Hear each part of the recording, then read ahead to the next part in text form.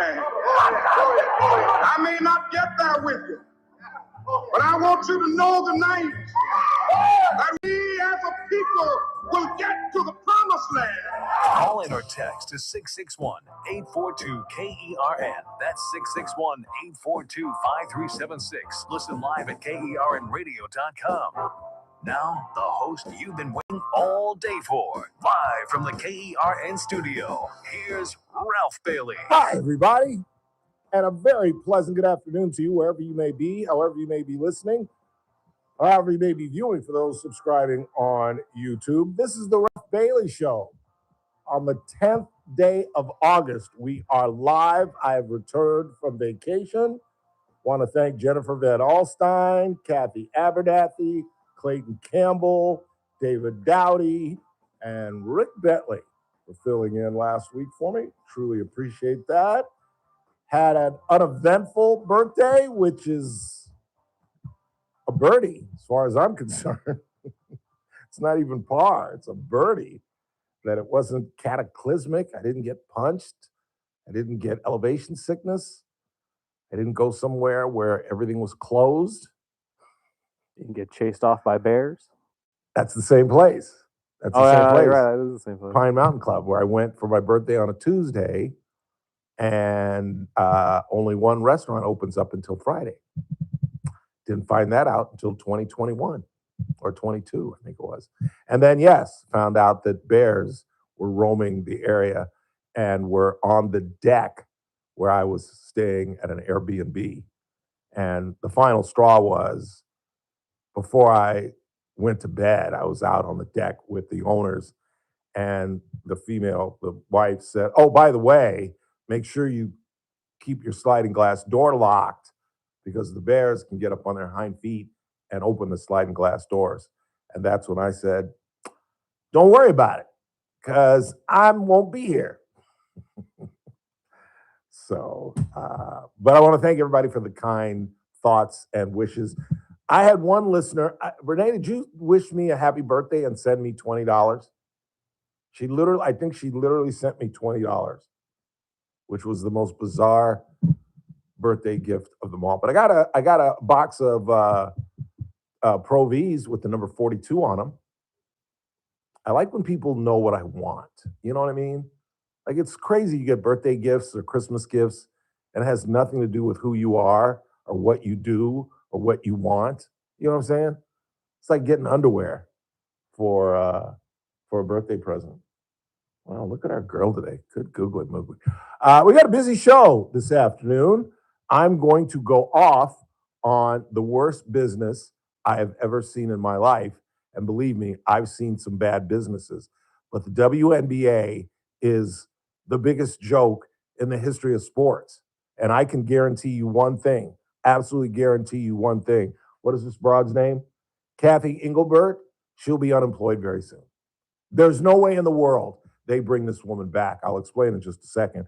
Plus, Dr. Jeet Singh is going to join us at the bottom of the hour, and we're lucky to have him because the president signed an executive order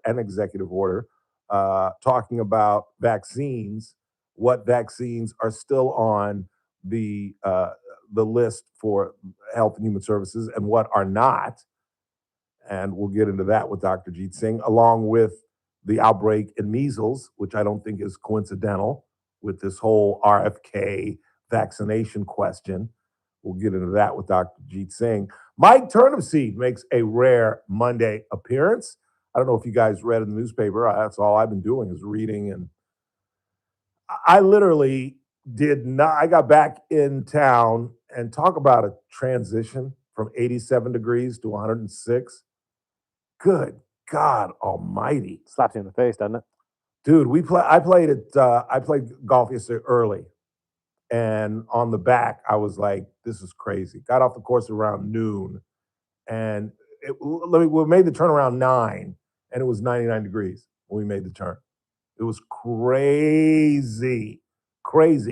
But I forgot what I was talking about. Oh, Turnipseed and what I've been reading. And I don't know if you guys are aware of this, but the council had an assessment of Christian Clegg, our city manager, and 2 of the 7 have no confidence in Mr.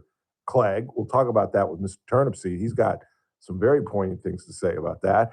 The Rafael Estrada case has gone to the jury, as well as the Tupac Shakur case is going to trial. Have you known about this? This is more your generation than, no, I guess it is more my generation, actually. Tupac is more me than you, I would think. Yeah, because he died in year ago? 96. Oh, so I was 3. 96. So yeah. So yeah, it's more me than you. But I did not know that they had a man in custody, Dwayne Keith Davis, who they say, well, actually, he says that he orchestrated this murder. And he's been going around to, I told you about the Vlad podcast that you weren't aware of. He was on that. He was on BET. He wrote a memoir. He is his own key witness. He is the key witness for the defense, I'm assuming, and he's the key witness for the prosecution because he's been running around town thinking that he wasn't going to get prosecuted, and now he is. And it's a great case to discuss. Maybe we'll talk a little bit about it tomorrow with Teresa Goldner, but other than Dwayne Davis, the prosecution has nothing. They don't have the car. They don't have the gun. They think they have a motive. Tupac was involved in a fight before the fight. Let me explain. Mike Tyson was scheduled to fight that night. That's why Tupac was in town. That's why all the celebrities were in town for the big Mike Tyson fight. They, partying for 3 days and see a 3-minute fight. And before the fight, they ran into Dwayne Davis's nephew, they being Tupac and his gang member friends.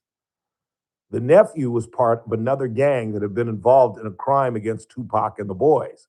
So when they saw Davis's nephew, they beat the crap out of him. In fact, there's video of them beating the crap out of this kid. And so the motive, apparently, is Davis and his gang members had to strike back. And Davis has been crowing about this for years. And now he gets to testify about it before they send him off to jail. We'll get into that. I'll explain why there will be a lockout come December in Major League Baseball and why I'm taking the players' position on this. The players have a better position than the owners. And you say, well, how can you say that, Ralph? Has baseball ever been more popular than it is right now? Have we had a better World Series than the one we just had? Not in a long, long time, Jack. And the reality is, a team like the Chicago White Sox, who lost 120 games a year or two ago, is now competing for a playoff berth. The Toronto Blue Jays were 6 inches away, maybe 3 inches away from being world champions. And the reality is, there shouldn't be a salary cap, but there should be a salary ceiling, if that makes sense. Really, it should be basement.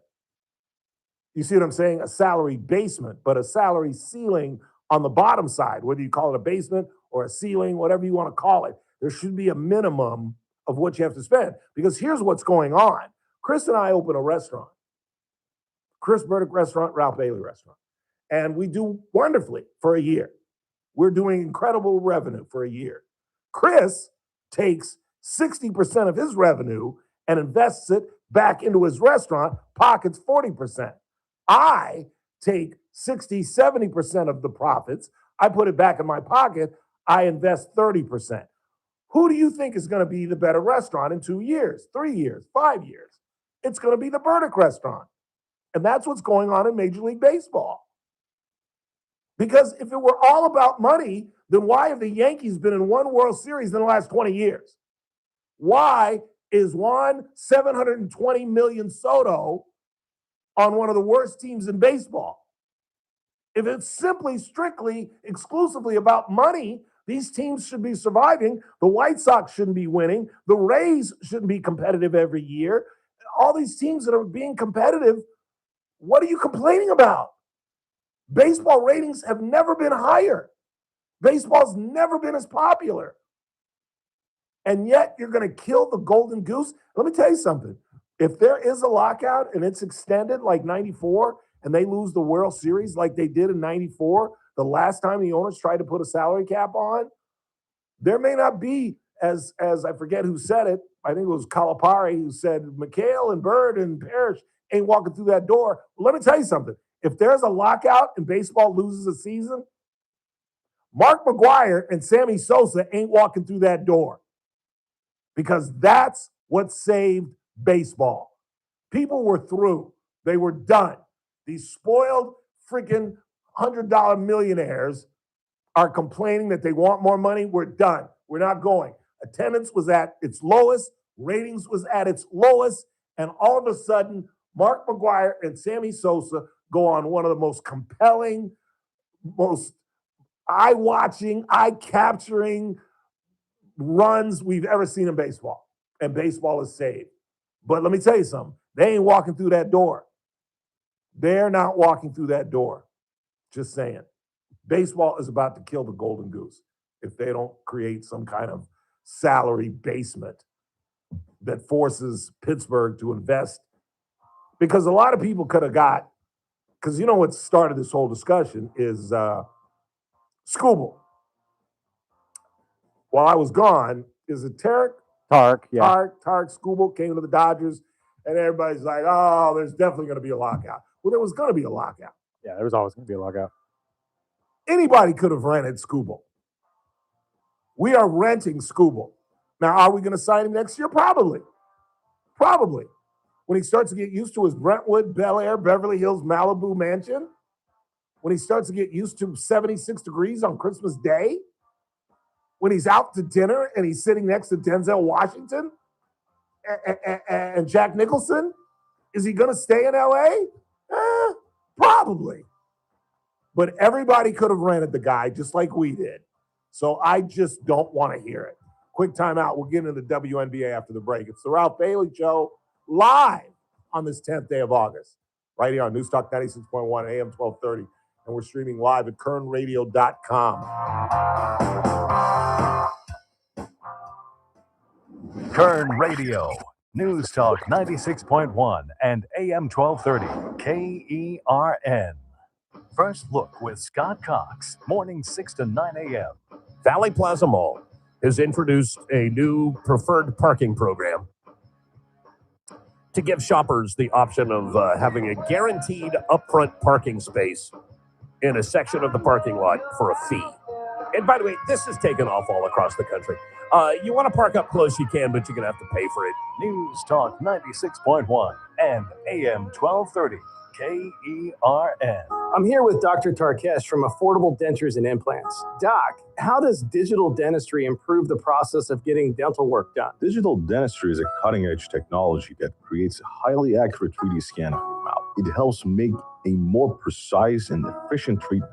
For example, with implants, this can allow us to plan procedure down to the smallest detail, which in return speed up the process, reducing the time patients spend in surgery. And who is a good candidate for the implants? Almost anyone missing teeth, as long as the patient has enough bone to support the implant or can undergo a bone graft. Implants are a great option. We always do a thorough evaluation to make sure the implants are the best solution for each patient's unique needs. Get the smile you've always wanted without anxiety at Affordable Dentures and Implants. Dr. Nozar Tarkesh, who specializes in implants with IV sedation. Visit them online at affordabledentures.com. Affordable Dentures and Implants. That's what we do. Go ahead and smile. This message comes from Viking, committed to exploring the world in comfort. Journey through the heart of Europe on an elegant Viking longship with thoughtful service, destination-focused dining, and cultural enrichment on board and on shore. With small ships that bring travelers closer to the destination, there's more time to explore, and every Viking voyage is all-inclusive, with no children and no casinos. Discover more at Viking.com.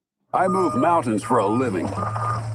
Literally. That means I don't carry hand lotion, and when it comes to serious heartburn, I don't mess around with anything but Rolaids Max Strength. Its dual-active formula has 1,500 milligrams of calcium carbonate and magnesium hydroxide that relieves heartburn fast. And the best part? The roll fits right here in my pocket, so I can get back to moving mountains. Rolaids spells powerful relief.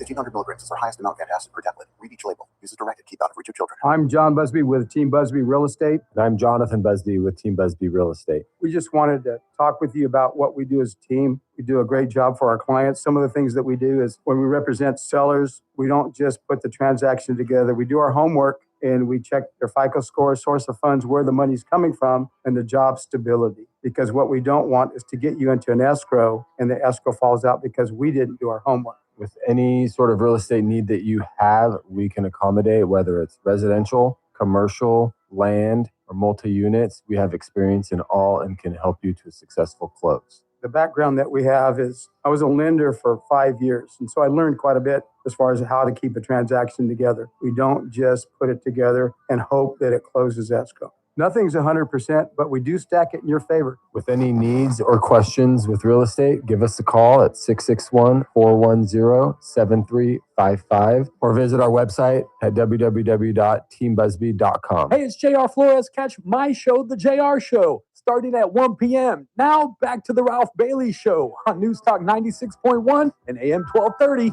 KERN. And the world's all right.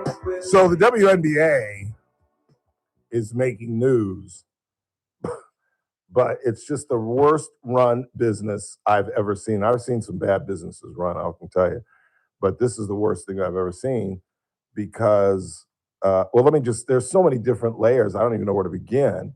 But I guess you have to start with Enos Kanter Freedom and Royce White, who are two very physical, very male, dominating former NBA players who want to enter the WNBA.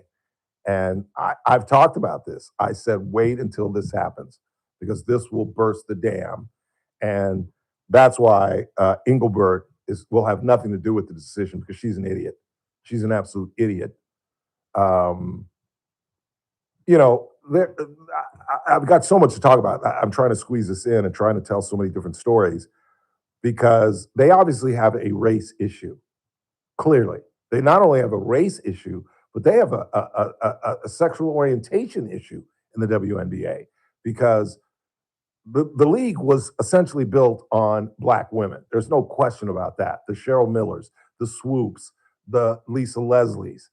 Yeah, there was the Sue Birds and there was the Diana, whatever her name was, but it was predominantly black women that put this on the map, that got it up on its feet. Not that they made any money. They were, basically held up by the NBA. But the NBA went through this as well. The NBA definitely went through this as well during the 1970s when the Knicks had an all-black team. And let me tell you something, New Yorkers were not calling them the New York Knickerbockers, if you smell what I'm cooking. And it caused a great stir. There had never been an entire NBA team with nothing but brothers. In fact, when the first all-black starting lineup came out in the NBA, it was an issue. And then it popped up again in the 80s when Dennis Rodman said, if Larry Bird, here's the scenario, and I only got a couple of minutes, and I got to get through all this. The Celtics are coming off their 86 championship, where we got bounced out in the semifinals by the Rockets, Houston Rockets, Ralph Sampson. And they're playing the Pistons. And it was that series where Isaiah Thomas throws the game away. They should have won that series, but he threw the game away. 5 seconds left. All they have to do is inbound the ball. Isaiah Thomas, like an idiot, lobs a pass in the backcourt. Larry steals it, gives it to Dennis Johnson. He lays it up, and they win. And they end up winning that series. Well, at the end of the series, they were so frustrated that they'd lost, knowing that they should have beaten the Celtics, and then they'd go on to beat us and win 2 in a row. That was that Joe Dumars, Bill Laimbeer, Rick Mahorn, Rodman team. That Rodman came out and said, if Larry Bird were a black man, he'd be an average player. He'd just be another good player, which, of course, was absurd. And it was Dennis Rodman. So who cares? Then they went to Isaiah Thomas, who was the leader of that club, arguably the best player, maybe Joe Dumars, but Isaiah was a badass. He truly was. Should have been on that 92 All-Star team, that Olympic team, the greatest team ever put together, but he didn't get along with Jordan, and Jordan got to call the shots, and Isaiah wasn't on that team. I mean, Isaiah Thomas or John Stockton. I mean, be real. Anyway, they go to Thomas, because who pays attention to Dennis Rodman? You know what I'm saying? He's wearing a dress in the locker room. But they go to Isaiah Thomas, and Isaiah agrees with him that Larry Legend would just be an average guy if he were black. Well, of course, people were going nuts because the NBA was up in the process of killing their golden goose. The NBA was going nowhere. And then they get handed the perfect scenario. White guy, black guy. Boston, LA. Celtics, Lakers. Michigan State, Indiana State. Still the most watched college game in the history of college basketball. And they get handed to the NBA as rivals. And what did the NBA do? They played it up.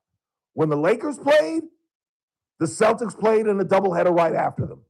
Because the Lakers and the Celtics only played twice a year. Once in LA, once in Boston. But you better believe when I was growing up in the 80s that on Saturdays when they had a doubleheader, it was Lakers Houston, Celtics Knicks. They played it up. Engelbert gets handed Caitlin Clark, the Magic Johnson of the WNBA, and they don't even play her up. They don't even play her up. Now, two things can be true at the same time. I absolutely understand the resentment of the black women in the league, but it's different for men and women. And you can call me a misogynist if you want, but the NBA handled it. You know how they handled it? Before the NBA Finals, they had a press conference where they flew Isaiah out to LA. They had a press conference with him and Bird. So obviously now it's one thing to say something at your locker with about a bunch of reporters and you got a towel on, but it's another thing for you to be flown out to LA and have to sit there and say it in front of Larry Bird. You're just an average guy if you've been black. So obviously Isaiah had to walk it back. Larry said, I don't give a damn. I'm trying to get ready for Magic and Kareem. And they squashed it. They absolutely squashed it. And now you talk to any NBA player that played with Bird and they're like, dude was a bad man. They squashed it, they got over it, and the league survived. And unless they get a commissioner in the WNBA who are going to highlight the players that are making money, like Caitlin Clark, like Sophie Cunningham, like Olivia Mills, or is it Miles? I don't even know. But I bet none of you know, and she's one of the best players in the league. I bet 50% of you don't know who Asia Wilson is, and she's the single best player of the league.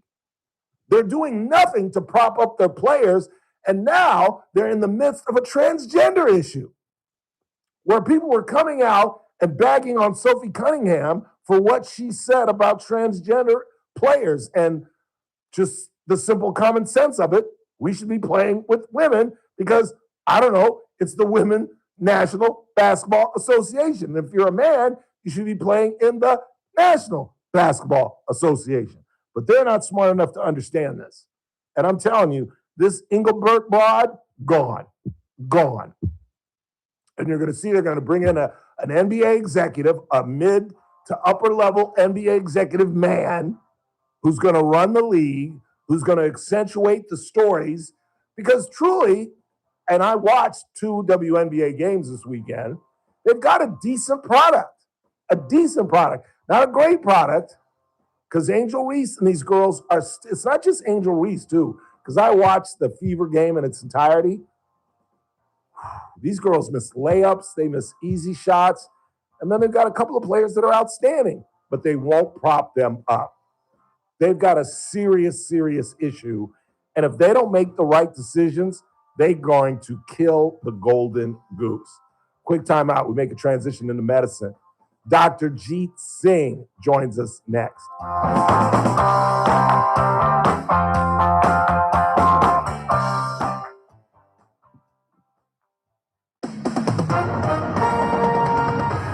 With us for our news, Sign Keith Peters in Washington. President Trump has signed an executive order that calls for spacing out childhood vaccines into separate medical visits and splitting the combined measles, mumps, and rubella vaccine into 3 different shots. Trump has long suspected that the number or timing of vaccines could play a role in autism spectrum disorder. Canada has put its military on standby to help battle wildfires in British Columbia, where 1 person has died and thousands have been forced to flee their homes as fast-moving blazes are wreaking destruction. Defense Minister David McGuinty said on Monday that the Canadian Armed Forces are in constant contact with provincial and federal officials. On Wall Street, the Dow down by 61 points, the Nasdaq dropped 85. More details at srnnews.com. Kern Radio, News Talk 96.1 and AM 1230, KERN. Headlines from the KERN Newsroom. I'm Rob Archer. Bakersfield now has to find a new site for a public safety radio tower planned for Southwest Bakersfield. The city council voted 5-2 to block the proposed location near Holmes and Ronald Reagan Elementary School. Police and fire officials say the tower is still needed to improve radio coverage for emergency crews. One alternative could delay the project by 1 to 2 years and add up to $1.5 million. The Bakersfield Condors are hiring for game day jobs. Openings include mascot assistant, t-shirt cannon operator, ice crew, merchandise sales, and an in-game host. Kern County cooling centers are open until 8 tonight as the extreme heat warning continues. Temperatures should start dropping tomorrow, but still hot with a high around 104, 105. I'm Rob Archer in the Kern Newsroom with news every half hour and when it breaks on News Talk 96.1 and AM 1230 KERN.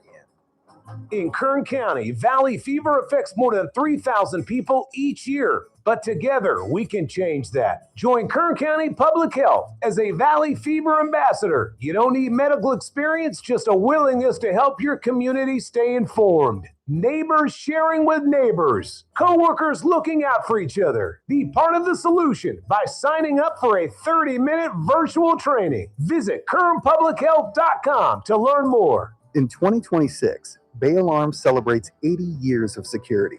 With burglar and fire alarm systems, 24/7 in-house monitoring, and local service, our promise to the Central Valley remains the same.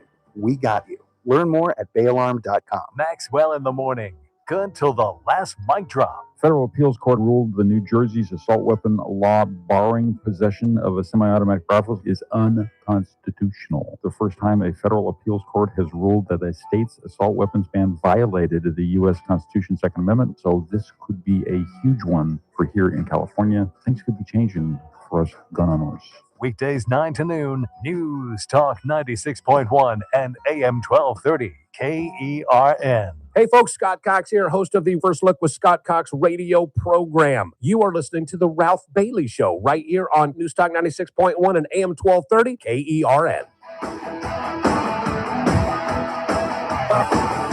Doctor, give me the news. I got a bad case of loving you. I've got some more on the WNBA. I didn't even get to the Carrington, Sophia Cunningham situation. But first, we're off to Centric Health to talk to the finest cardiologist in the land. It's a Monday, so Dr. Jeet Singh joins us. How are you, Dr. J?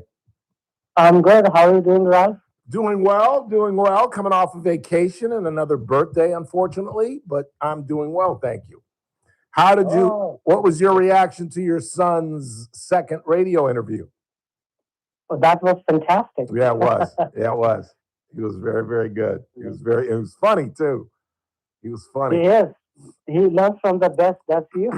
I'm gonna have him back on. We're gonna talk sports before he goes off to college. Said he wants to do that, so I'm gonna have him back on. It's coincidental. I know I said we were gonna talk about measles and West Nile virus, but this morning the president, and it's kind of connected to measles, I suppose, signed an executive order regarding vaccinations. They want to spread the vaccinations out as opposed to having them all at one time. And they've ruled out all but 11 vaccinations that they still consider mandatory. Measles, mumps, rubella, diphtheria, tetanus, pertussis, I don't know what that is. What is that? Pertussis, P-E-R-T. It's a dry hacking cough. Okay. Polio, pneumococcal diseases, HPV, and varicella, which I found out this morning is chickenpox. Is that right? That's correct. So those are the ones that they're now the ones that they're saying you should talk about with your doctor is hepatitis A and B, rotavirus, meningococcal disease, if I pronounce that right, Yeah. influenza, and COVID-19. And I just wanted to get your thoughts on that. I think this all started with Robert Kennedy, and actually it started with celebrities who started spitting out, I think, disinformation about autism and that these vaccinations were causing autism. What are your thoughts on all of this? Lately it has been controversial regarding vaccination, but in general, I mean, there is a CDC guidelines, and it's coming first to, you want to talk about measles? Absolutely. In general? Yeah. Absolutely, because we've seen a rise in that, and I think part of that is this question mark we placed on vaccinations, where people just aren't getting vaccinated the way they used to. Yeah. So basically, measles itself is very contagious, and it's not uncommon for adults to see measles, but the population which is at risk is who have low immunity or patients who have not taken measles in childhood, measles infection or had a vaccination for it. But it's clinically like you will have nasopharyngeal symptoms like dripping nose, you'll have red eyes, you'll be having low grade fever, you'll have a rash. All these symptoms they usually come over the period of time, and you miss that window period. Yeah. But you can get it tested by blood test. And as the awareness is rising for measles right now and about all the vaccinations in general, I mean, it's just that to spread the word and treat the patient how? Just by supportive therapy, just like we used to do for COVID. Yeah. But if it comes in adults, it can cause a lot of multi-organ damage, as you can expect, causing encephalitis, pneumonia, and other symptoms, GI. So it can affect a lot of systems. Yeah. You mentioned the CDC, the Center for Disease Control and Prevention down in Atlanta, down by Emory University, as a matter of fact. And my question is, what's going on with Dr. Fauci, the text messages and the diary where he kind of said one thing publicly and said another thing privately. And then today there was revelations about him having doubts about the second dose, having issues with first trimester pregnant women. But he didn't say that out loud, but we now know he believed that in his diary. Is that part of the problem, that we have now created a question mark with science and the CDC, which used to be, the Bible? If the CDC said stand on your head, we all stood on our head. But now there's a question mark. It has become a question mark, and people have lost confidence. Absolutely. There has been a political influence, and as you know, the whole thing, that's what happens. People start losing trust because CDC is saying something. And this was happening, if you remember, there was a doctor of CDC from Brown University, and he was giving parallel recommendations when the COVID was going on. So it has made us very vague in our thought process. Yeah. That unfortunately has happened. But I'll go by the CDC recommendations still. And there are, for COVID, influenza, for all the other diseases that you have labeled, there is a specific guideline now they are talking about. So it's good to talk to the primary care doctor and get yourself a list of immunizations which have been recommended and discuss and start thinking about it. Yeah. We're talking with Dr. Jeet Singh as we do each and every other Monday. What about the combining the injections? The science behind that is if you combine them, you're less likely to miss one. In other words, if you stage them out the way the Trump administration wants to do, who's to say that you're going to come back for that third or fourth or fifth injection as opposed to having them all in one day? They want to stretch it out because they believe there's some connection with these massive vaccinations and autism. Is there any true science that connects the two? Yes, I mean, you can administer multiple vaccines at the same visit, but it has to be at separate injection sites. And the caution should be that different vaccines should never be mixed in the same syringe unless it is supplied by a licensed combination product.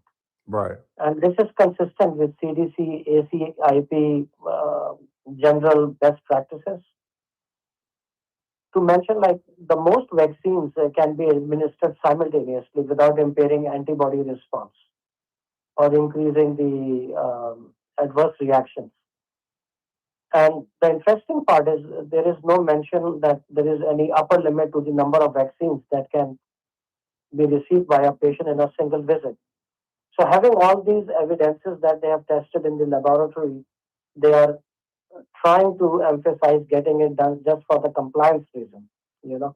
Yeah. Just to give you an example, like if vaccines more likely to cause local reaction, like if you give a tetanus injection or PCV or, you know, for syncytial virus, then you have to be careful because sometimes they cause a lot of pain. So obviously you should give it on a different limb. Right. But doctors are educated about it. You have to make sure you go to the right doctor Sure. for it. But patients should start asking questions. That's what I will say. Yeah. And I've always talked about, whenever I talk about my own health, you have to be your own advocate. You can't just sit there and say yes and nod your head. You do have to ask questions. You have to challenge. You have to, don't feel hesitant to ask questions of your physician. Yeah, I mean, I have given these lectures in a couple of churches in the past and men's breakfast meetings that Traco goes, Traco Matthews. There were questions to me that if you are giving influenza vaccine, can a patient get a COVID-19 vaccine? Yes, you can, but obviously in a different limb. And that's what you have to just be concerned about. But try to get it done, especially around September or October, because that's when the flu season starts. Right. And as the winters come, I mean, that's the best time to cover yourself, especially with the older population or patients with diabetes or have other comorbidities which make you less immune. Absolutely. Absolutely. Yeah. Any final thoughts before I let you go? No, I think it's an important topic, but on periodic basis, we should talk about it. Yeah. Like for men's to get a herpes zoster injection and other injections of vaccines. Yeah. Because I was surprised. I was asked to myself to take a vaccine, and I'm planning to take myself next week. Yeah. And I'm getting ready for my flu shot in September. I know that. I mean, get yourself immune, but do what the CDC guidelines are. Yeah. I'm still a believer in science. That's just me. Call me crazy. Me too. Yeah, call me crazy. Always good to talk to you, Dr. J. I appreciate you taking the time and coming on the program. Thank you so much for having me. All right. Take care. Take care. Bye. Dr. J. Dr. Jeet Singh. We must step aside when we come back. I've got more on the WNBA. I've got some audio that I want you to hear because I didn't even address really the big news story. I led with the men getting into the WNBA just because I love that angle. But the real story that put the WNBA on the map over the weekend was this absolute cheap shot by this Dejon Carrington, who then after she levels Sophia Cunningham midair, tomahawked her, cracked her across the face, She went back in the locker room and wrote white privilege. I'll explain why this is absurd beyond just the race issue. And I'll explain why two things can be true at the same time, where there can be natural resentment and natural stupidity all at the same time. All at the same time. It's the dumbest business I've ever seen run in my life. The WNBA. What do you expect? It's run by a bunch of women. I just thought I'd throw that out there. More truth to that than quick timeout. Coming right back. It's TRBS on a Monday, right here on News Talk 96.1 and AM 1230. We're streaming live at kernradio.com. Kern Radio, News Talk 96.1 and AM 1230, KERN. First Look with Scott Cox, mornings 6 to 9 a.m. On the Tuesday edition of the First Look program, we'll have the latest on this what no confidence business with our city manager. What's that all about? We'll talk water with Lois Henry from sjbwater.org. Best in the business. We got news, we got traffic, we got weather. It's all happening 6 to 9 right here in News Talk 96.1 and AM 1230 KERN. News Talk 96.1 and AM 1230, KERN. You know, it must be nice to be able to retire like Serena Williams and then say, I'm unretired. But for most of us, that's not the case. When we hang it up, that's about it. That's why you've got to be prepared for the late fourth quarter in your lives. And that's why I always stress that the smartest financial move I have ever made happened about 10 years ago when I became a client at Messmaker and Petrie Wealth Advisors. And the other thing I always remind you about, I've turned on colleagues here at American General Media to Daniel, and they could not be happier about what Daniel has done for them financially. Call Daniel Petrie at 395-9400, 395-9400, or just tune in on Thursdays. He appears here every Thursday at 4:30, and his office is located right on the corner of 21st and Oak. Daniel Petrie and the folks at Messmaker and Petrie Wealth Advisors. This broadcast is for informational purposes only and does not constitute investment advice or a solicitation for advisory services by Daniel Petrie or MPWA Incorporated, DBA, Messmaker, and Petrie Wealth Advisors. The program host is a client and receives compensation and other financial benefits in connection with this advertisement, creating a conflict of interest. Experiences discussed may not be representative of other clients. Carpet Outlet Plus. Every day is sale day. No one can beat us, no one can touch us. You won't find better prices. Shop and compare, we don't care. Take a look our way and come into Carpet Outlet Plus. Every day is sale day. Carpet Outlet Plus installed over 1 million square feet of flooring last year alone. Over 20 years of Bakersfield's best flooring store means you can trust us with your hardwood, laminate, vinyl, and of course, carpet. Come in today to see over 100 waterproof floors from our in-stock inventory. It's probably been time to change your floors for a while, so call, click, or stop by today. Your free in-home estimate is waiting for you. Carpet Outlet Plus, 3.5 blocks west of 99 on Rosedale Highway. Carpet Outlet Plus. Every day is sale day. Meet Paul Sheldon's client, Dr. Roland Rodriguez. Hello, this is Bakersfield General Surgeon Dr. Roland Rodriguez, client and friend of Mr. Paul Sheldon. It is my great pleasure and privilege to relate to all of you my absolute exemplary experience with Team Paul Sheldon. I have also referred a number of my colleagues to Paul Sheldon's office, only to receive the most stellar feedback from my doctor friends regarding the office's expert navigation through the complex maze that is Medicare. And even though Paul Sheldon himself is now facing some temporary health challenges, his longstanding and most experienced and expertly trained team of ladies, Christine, Kelly, and Lynn, continue to masterfully guide the clients through the complicated world of Medicare. You most definitely could not possibly do any better than to reach out to Paul Sheldon several months before turning 65. Thank you. When Medicare matters, our team has the answers. Team Paul Sheldon. 398-2298. Hey, it's JR Flores. Catch my show, The JR Show, starting at 1 p.m. Now back to the Ralph Bailey Show on News Talk 96.1 and AM 1230, KERN.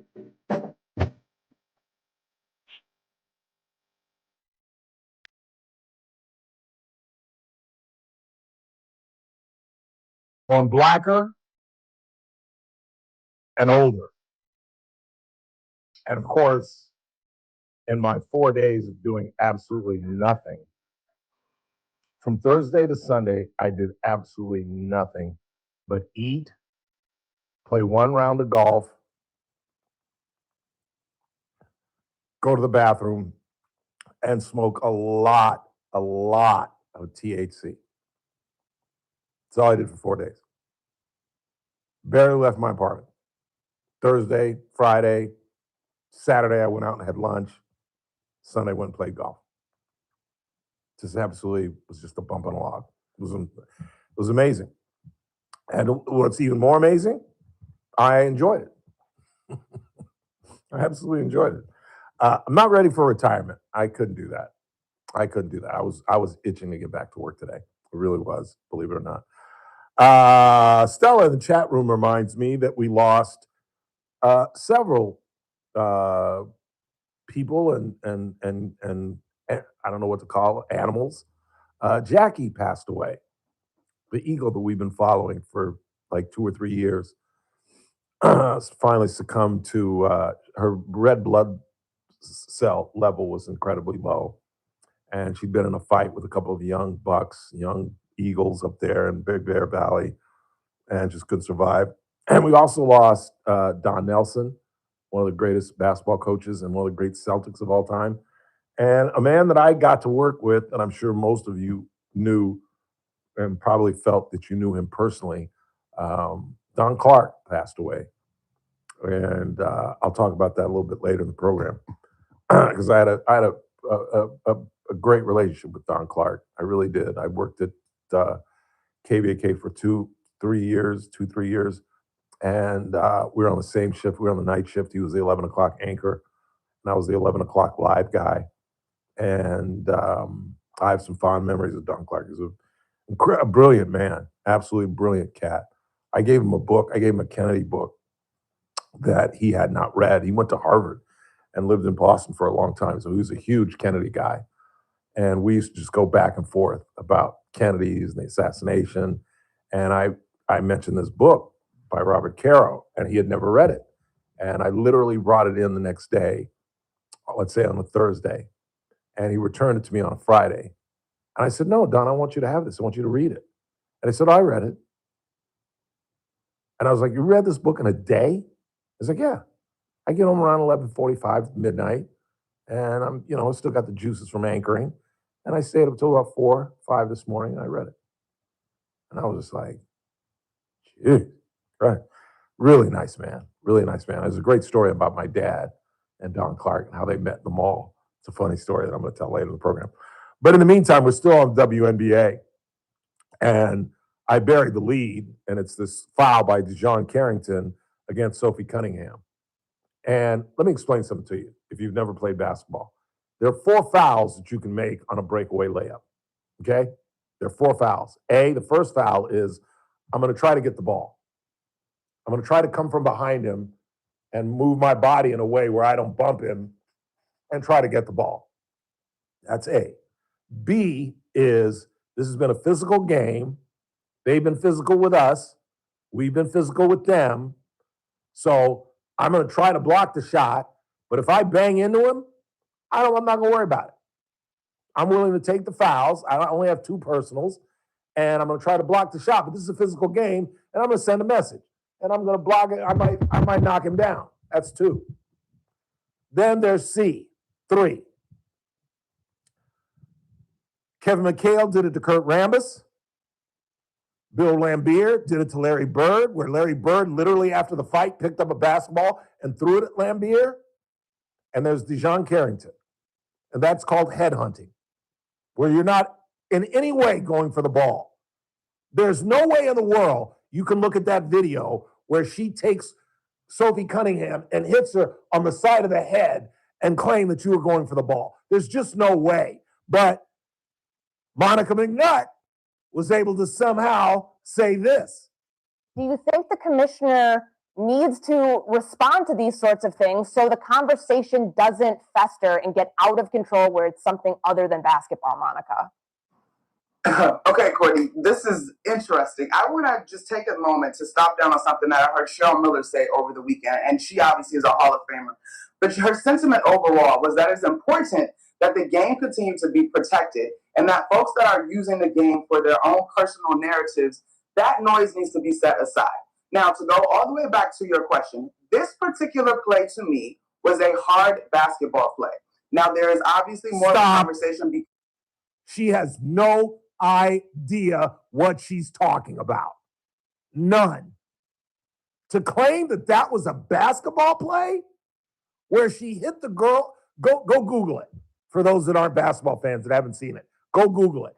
Just put in Cunningham Carrington. I guarantee it'll come up. Is that her last name, Carrington? I'm pretty sure that's the name, but yeah, DeJean Carrington. Yeah. Just Carrington Cunningham. It'll pop up. And if you tell me if that was a basketball play. And then, this is how screwed up the league is. This is how just dysfunctional the league is. This is, believe it or not, this is Sophie Cunningham's coach, Stephanie White. Now remember, for those that don't follow the WNBA, Cunningham was the victim. DeJean Carrington was the suspect in our little drama. She slapped the girl on the head in midair. And there are just some rules in sports. You don't go after a guy's knees, and you don't hit a player that's in midair. Why either one of those? Because you could ruin their career. And that's not what we're out here to do. We may be out here to hurt one another, but we're not out here to injure one another. You see what I'm saying? There's a difference between being injured and being hurt. Do I want to hurt you? Yes. Do I want to injure you and end your career? No. We're in a very elite club, and we should all keep it within ourselves. And that's generally the rule in sports. You do not hit a player midair. They could crack their skull, they could break their pelvis, they could hurt their back. You just don't do it. They're just too vulnerable. Here is Sophie Cunningham's coach. I mean, look, it was a hard foul. I don't think that Dejanay intentionally came out to get her across the neck like she did, but it did happen, and I thought it was the right call. But, you know, one of the things about Nay is that she's going to play her butt off, man. She's going to compete. Nobody's going to go walking in for a layup. And so I don't oppose the hard foul, but I also don't think that she intentionally went for the net. Now, what you need to know is the video, because Caitlin Clark is sitting right next to her. And when she goes into this diatribe, Caitlin Clark puts her head down, meaning you don't do this. Did you notice that Cunningham's coach never mentions Cunningham? And she says when she hit her in the neck, she wasn't doing it on purpose. How do you hit somebody in the neck trying to go for the ball? The ball is here, the neck is here, and you just missed? What you say as a coach is, I thought it was a dirty foul. There's no question about that. You don't hit my player when she's vulnerable in midair. You just don't do that. I played, Stephanie White, I'm Stephanie White, I played, and I would have never done that. Hit a player in their body as they're in midair. It was a horrible play, and I think she should be suspended. Now there's talk about suspending her for the rest of the year. That's crazy. But to have Monica McNutt claim that it was just a basketball play is crazy. Final. How much time we got? This is the play-by-play. It's even the play-by-play is horrible. Here's the play-by-play. Listen to the play. Ahead of the field, lays it in, plus the foul, and then Cunningham gets into the face of Dejanay Carrington right away in the aftermath. And Cunningham has to be separated. My point in all of this is they didn't even mention the foul. If you listen back, I'm in too much of a hurry, but if you listen back to that, we might talk about it later. They didn't say, oh my God, what a foul.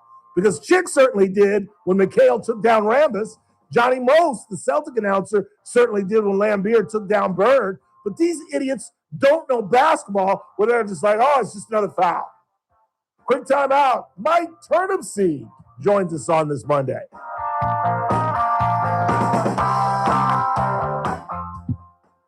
Kern Radio, AM 1230, KERN. 96.1 FM, K241CI, Bakersfield. An American General Media station. News this hour from Town Hall. I'm Keith Peters in Washington. President Trump signed a sweeping executive order to scale back childhood immunizations. Mr. Trump says his executive order revamps childhood vaccine recommendations, calling for them to be spaced out. So the MMR, we want to have separate visits, separate times. The vaccine being broken into 3 separate single doses and vaccines being administered in separate visits. For example, at 1 year, you should have 5 separate visits for vaccines rather than getting them all in the same day. The renewed focus on vaccines marks a departure from his administration's recent efforts to emphasize less controversial health policies ahead of November's midterms. Today, Joint Base Charleston in South Carolina has been officially renamed Joint Base Lindsey Graham. Senator Darlene Graham says it's fitting that a Joint Air Force Base Naval Weapons Station in Lindsey Graham's home state is being renamed for him. What an honor for my brother, and what a tribute to his 33 years of service. Lindsey loved the Air Force. He loved its mission. He loved wearing the uniform of his country. His interest in foreign affairs and national security started with his service in the Air Force. Many of you don't know this, but Lindsey originally wanted to be a pilot. He actually got his pilot's license in high school, but he had issues with hearing in one ear. So he chose to become a lawyer instead, and the rest, of course, is history. Canada has put its military on standby to help battle wildfires in British Columbia, where one person has died and thousands have been forced to flee their homes as fast-moving blazes are wreaking destruction. On Wall Street, the Dow down by 61 points, the NASDAQ dropped 85. More on these stories at townhall.com. With the high price of new and used cars today, many drivers are choosing to keep their vehicles a lot longer. But with the average car now over 12 years old, most manufacturers' warranties have expired. I'm Danica Patrick. If your car is out of warranty, a single trip to the mechanic could cost you thousands. That's why smart drivers choose Endurance. If your vehicle is less than 20 years old, no matter the mileage, Endurance could have your car covered for the drivetrain, electrical, AC, transmission, and more. And Endurance is with you every step of the way, from filing a claim to paying the mechanic of your choice directly. And your rate won't go up no matter how many claims you file. Call Endurance now and choose the plan that fits your budget. Act now and get 1 year of elite benefits, a $2,000 value free. For your fast free quote, call 800-303-4223. 800-303-4223.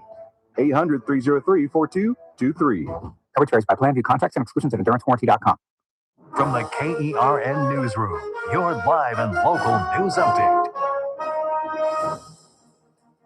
A deadly crash on 24th Street. I'm Rob Archer. A man was hit by several vehicles near 24th and Oak early this morning. Police say some of the drivers did not stop.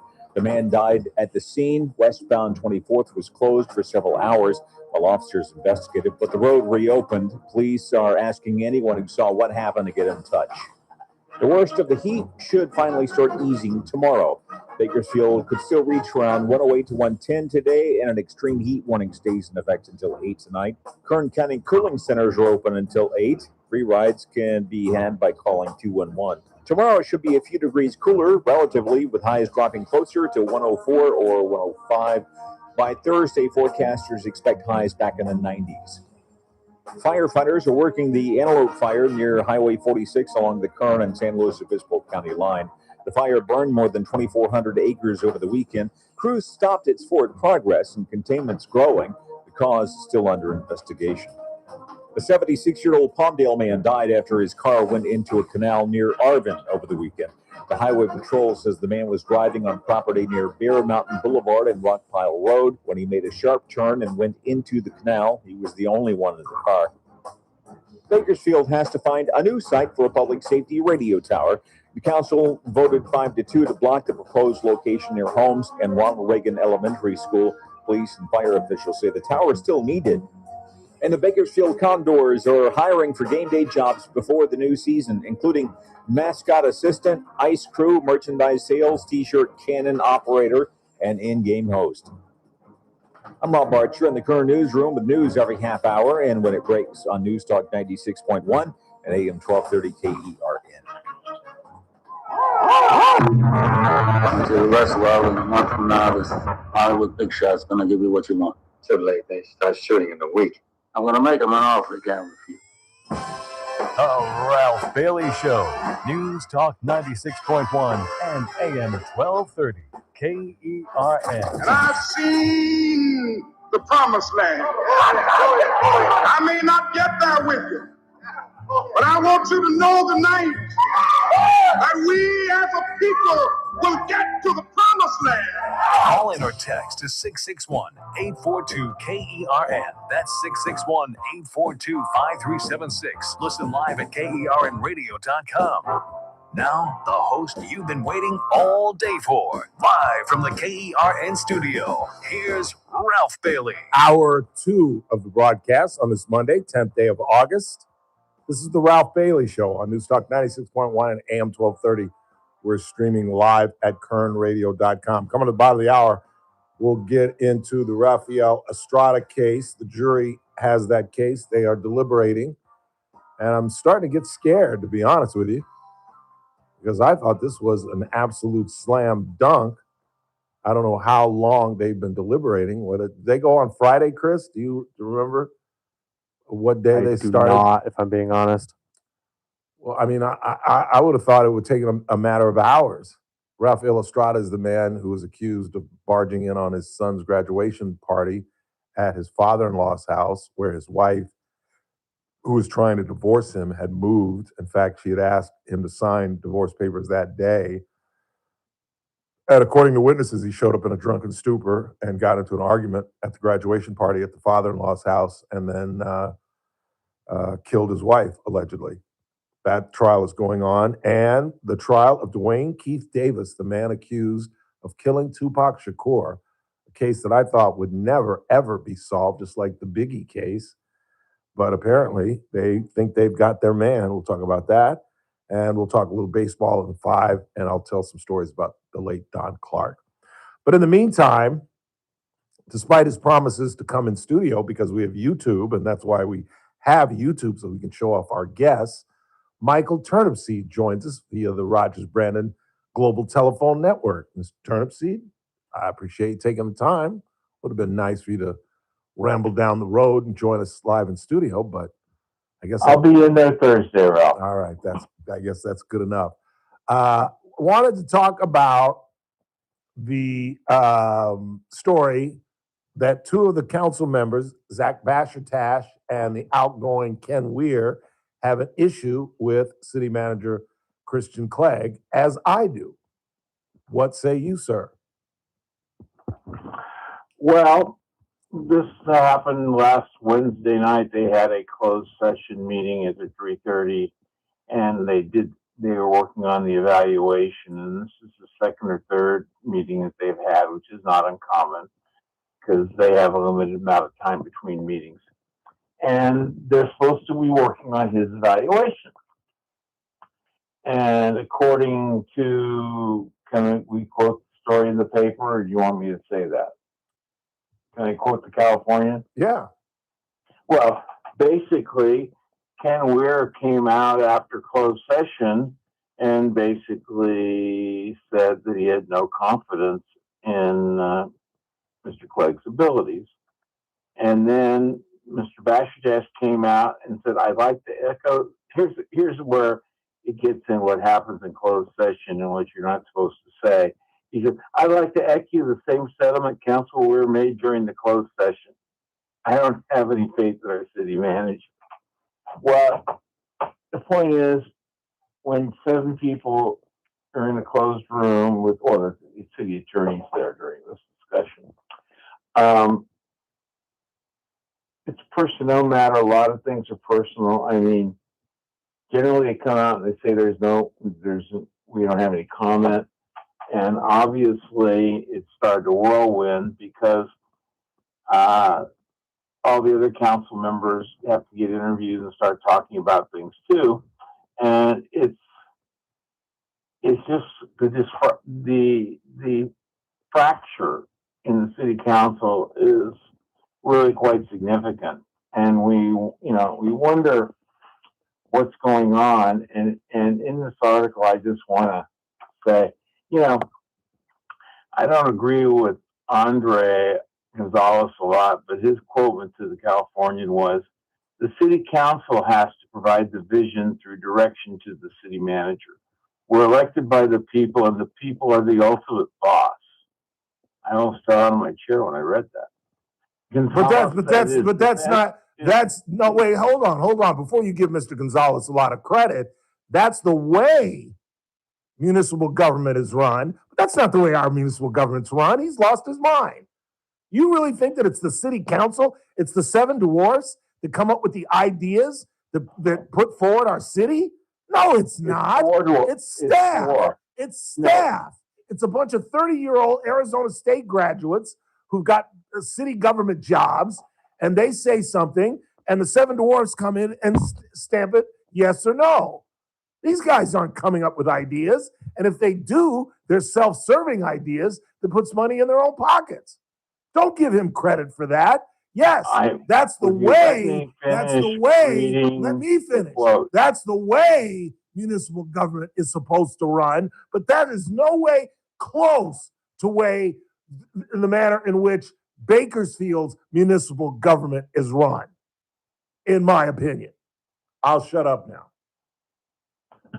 Ralph, 30 of 4. And for the past 3.5 years, there has been a voting majority of Arias, Gonzalez, Carr, and Smith. And there has been a minority most of the time. 100% of the time, it's either Ken Weir or Basher Cash. Sometimes they both agree, and sometimes they get Coleman to join them. But for most of the time, the votes at the city council are 6-1 or 5-2. And what happens is Mr. Clegg was hired by the city council. He serves at the city council. They could fire him tomorrow. They still tell him what to do, whether you think or not. Every councilman has pet projects that they want to see done. Exactly. I thought I just said that. Individually, that happens. Yes, but the big policy decisions, the adopting of the budgets, the significant decisions, those. You have the two camps. You have the majority and the minority. I can't remember on a major issue having a unanimous vote on anything in the last 3.5 years. But I don't think you're addressing my point. My point was that Ken Weir was vice mayor at the time, and he was the only one who voted against Clegg. He was the vice mayor. He was in all the table. He got the election and had his votes to be the vice mayor. And vice mayor is a powerful position. When you're vice mayor, you get to do some things and do influence. And I'm not saying right, wrong, or indifferent. And I don't say that I don't agree with Ken Weir on a lot of stuff he says. But you don't come out of closed session when you're supposed to have protection of the Brown Act. Now, the way he worded it, he only said, "I don't have faith in him." He didn't say what anybody else said. So that's not a violation. Exactly. That's not a violation. Exactly. I was about to tighten you up. Technically, what Badger Test said when he said the whole idea, "I want to echo the sentiment made during closed session." That is when you're on the borderline of saying you're quoting somebody else in a meeting, it's in closed session, and you're supposed to respect the sanctity of closed session because people are there to share their opinions, frankly, and make big decisions about the future of the city.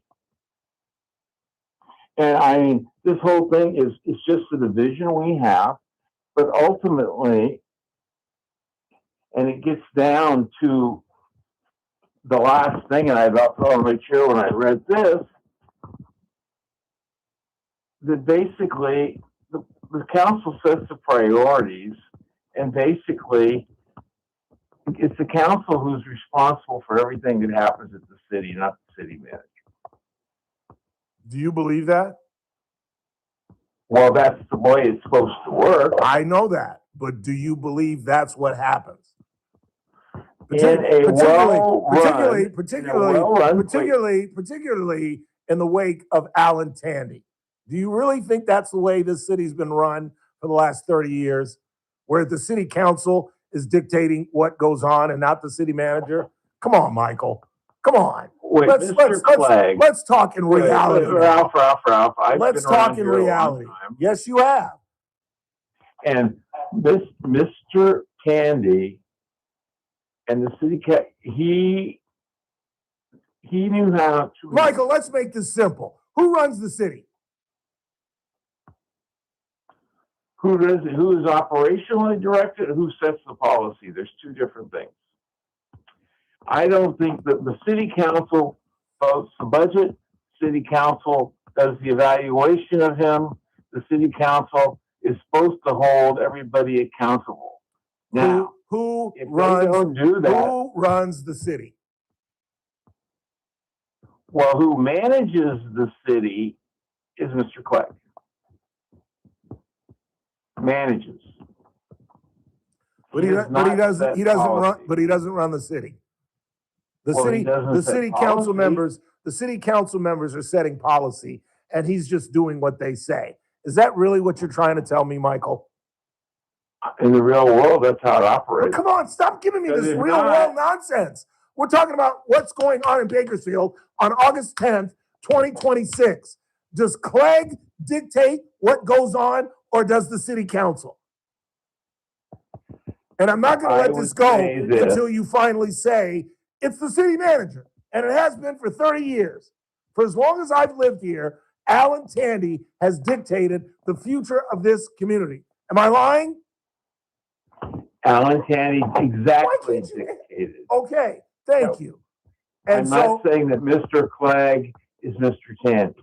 He's not. That's what I'm saying. He couldn't carry his shoe, let alone fill him.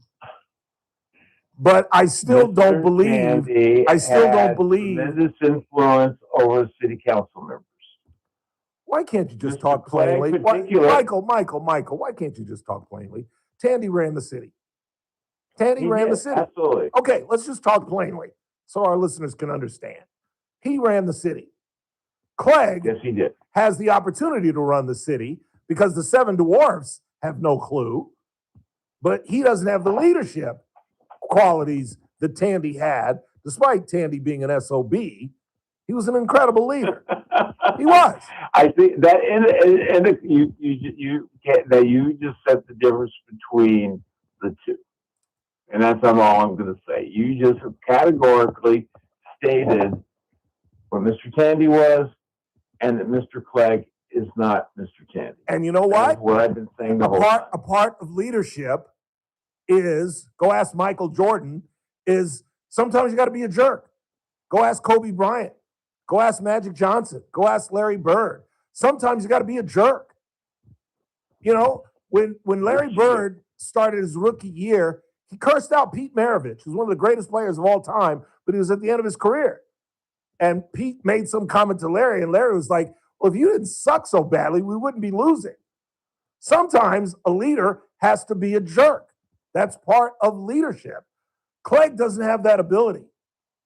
He is being manipulated by the seven dwarfs who are being manipulated by staff, in my opinion. Are you telling me that I'm wrong? That the city council, that those seven people are actually making policy and telling city staff, this is what we should be doing and this is how we should be doing it? I just don't believe that, Michael. Not for a minute. There are all the things going on. People are pushing to get things done, their own agendas all the time.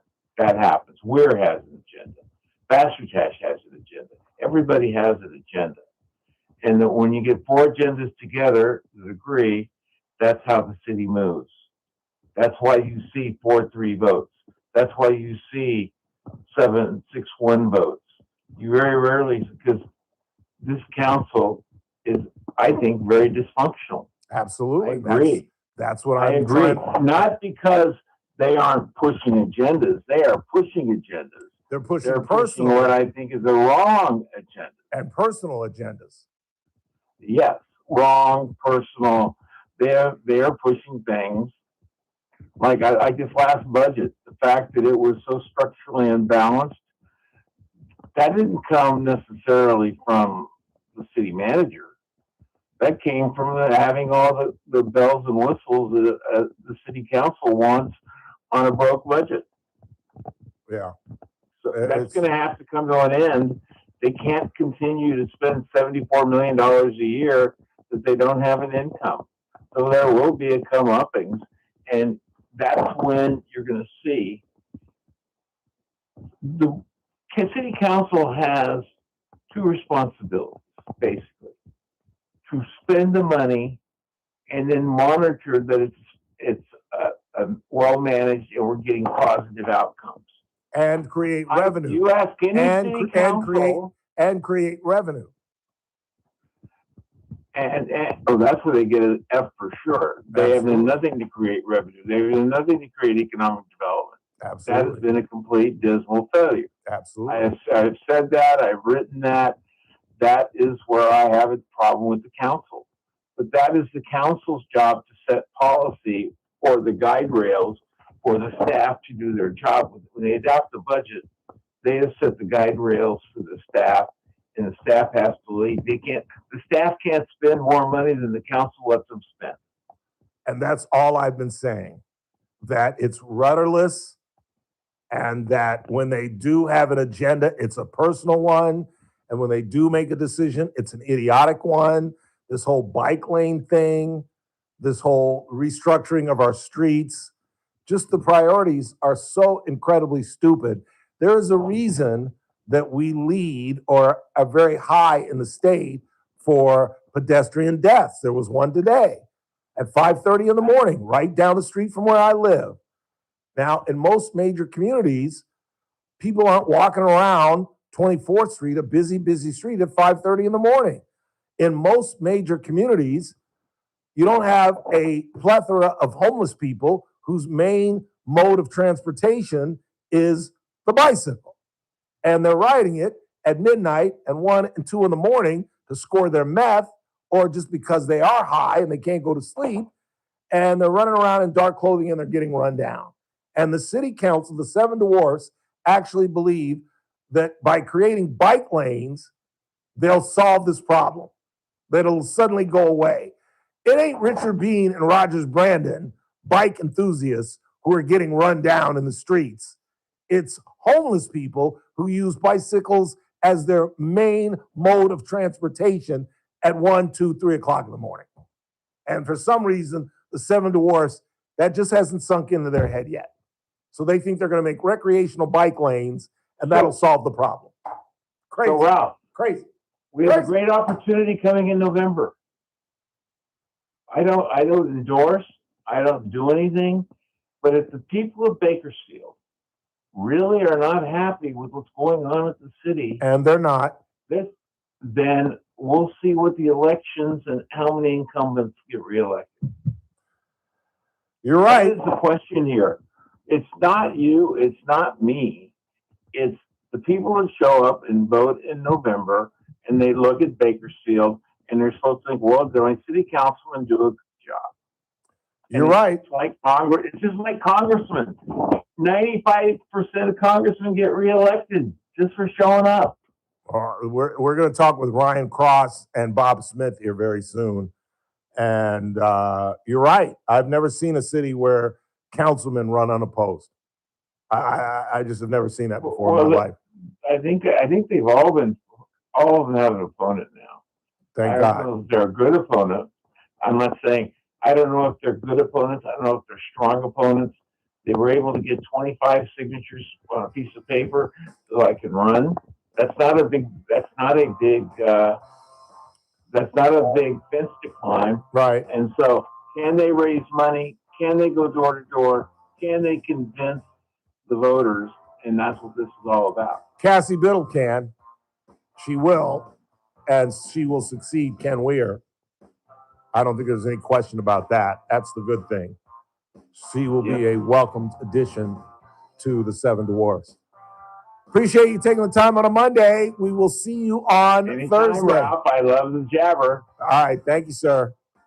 Bye. Quick time out. Not a lot of time before we get to the bottom of the hour. It's the Ralph Bailey Show right here on News Talk 96.1, AM 1230. We're streaming live at kernradio.com. Kern Radio, News Talk 96.1. And Adaptive. In 2026, Bay Alarm celebrates 80 years of security. For the Central Valley, that means local service including burglar and fire alarm systems, 24/7 in-house monitoring, and custom security designed to work with business operations. Bay Alarm has real people rooted in your community looking out for your business. After 8 decades and 3 generations of family ownership, our promise is still the same. We got you. Learn more at bayalarm.com.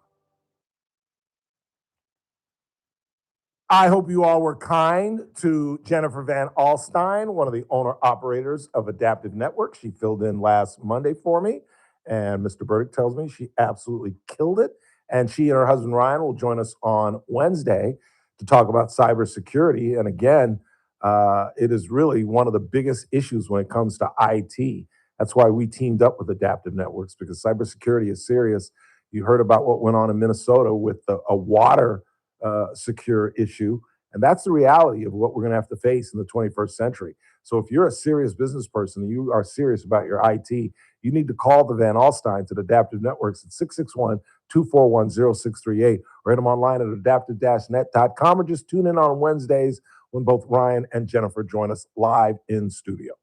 Here's the deal. The government is over $38 trillion in debt, which means the IRS isn't slowing down. And the tax code is complex and unforgiving. So it's not surprising if you're one of the millions of Americans that owe back taxes to the IRS. Unfortunately, they're the world's most powerful collection agency, with the ability to garnish your wages, seize your bank accounts, and even take your home or business. But don't be stressed or worried any longer. We're Optima Tax Relief, America's most trusted tax resolution firm. We have resolved over $3 billion in tax debt for our clients. Our award-winning professionals deal with the IRS every single day, protecting our clients and preparing them for the best possible resolution. For tax help you need, for tax help you can trust, give Optima a call today. Call 800-343-6460. 800-343-6460. 800-343-6460. Optima Tax Relief. Some restrictions apply. For complete details, please visit OptimaTaxRelief.com. Are you looking for a hospital that truly cares for your health and well-being? At Good Samaritan Hospital, they provide... We don't necessarily have to do that today, but I just wanted to give it to you so you got it. Is it that bad? I didn't even get a chance to look at it. One paragraph starts, offer August 31st. So I'm assuming that means offer ends Probably. August 31st. 757500. Good Samaritan Hospital. They care for their community. Hey folks, Scott Cox here, host of the First Look with Scott Cox radio program. You are listening to the Ralph Bailey Show right here on News Talk 96.1 and AM 1230 KERN.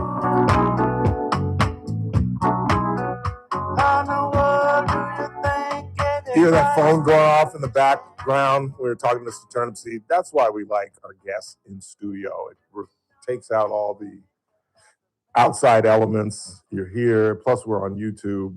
But I guess you can't ask a man to come in twice in 1 week. But we appreciate it. And what's frustrating is why I get so frustrated. And I just realized that listeners don't know my relationship with Mike. So it seems like I'm yelling and screaming at him when I'm just frustrated, because I know what we talk about these things and I know what he thinks. And for whatever reason, it won't translate on the show. Like, how long did it take me to get him to say that Alan Tandy ran the city? It took me like 10 minutes to get him to say that. So just say it simply. And the city manager of any city should run the city. It should be his or her vision for how we're going to do this. And you let the city council make the decisions on how to get that done. Quick timeout. Head into the back half of the hour. Don't go anywhere.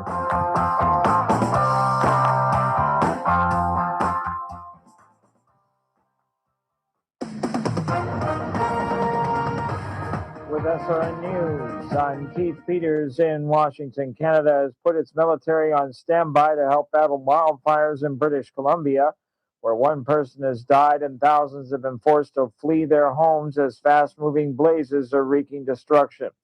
Defense Minister David McGuinty said on Monday that the Canadian Armed Forces are in constant contact with provincial and federal officials and ready to respond if British Columbia formally requests military assistance.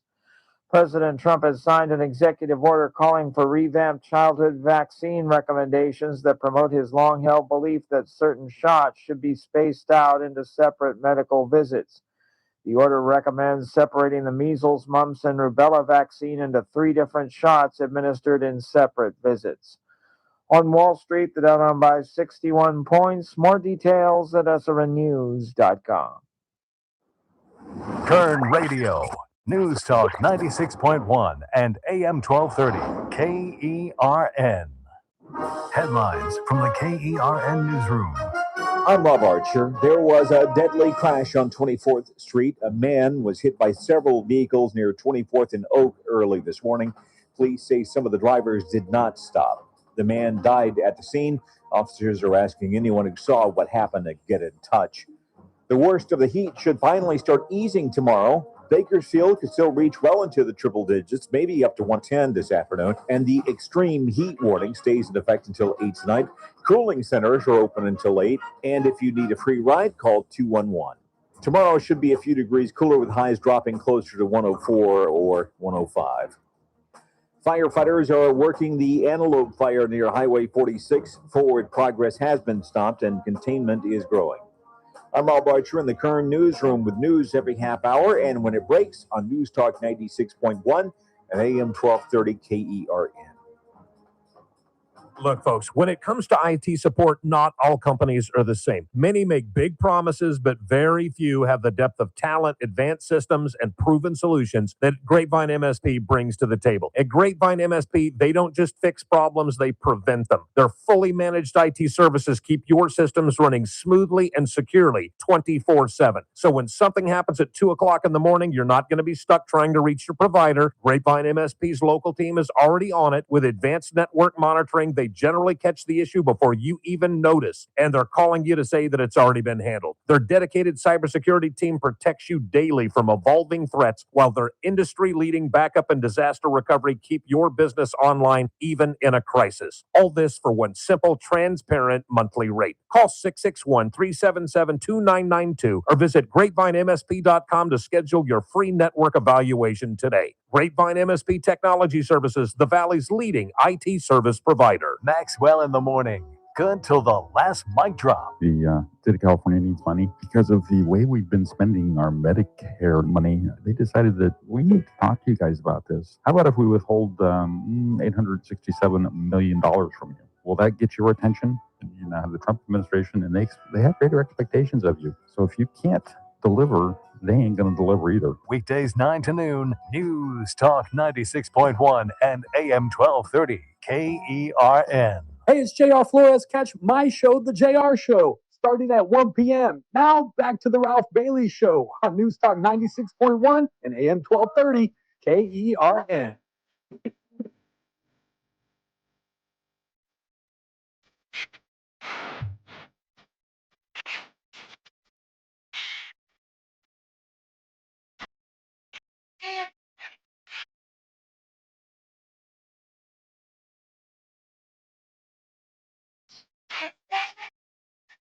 Eight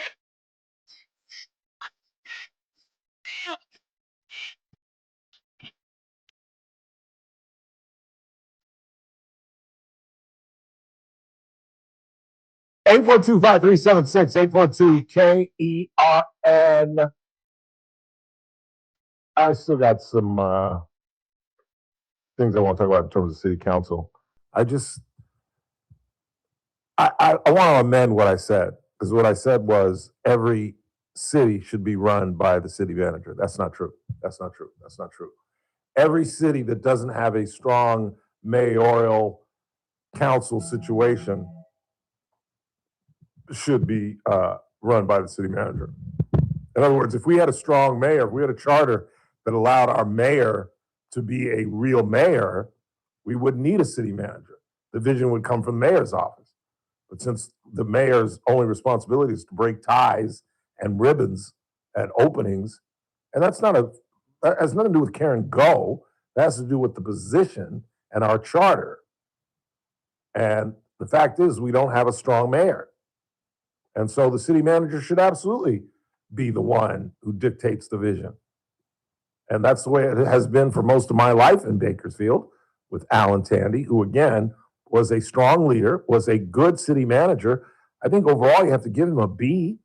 And the only reason he doesn't get is an A is for the reasons that I gave when we were talking about Turnip Seed.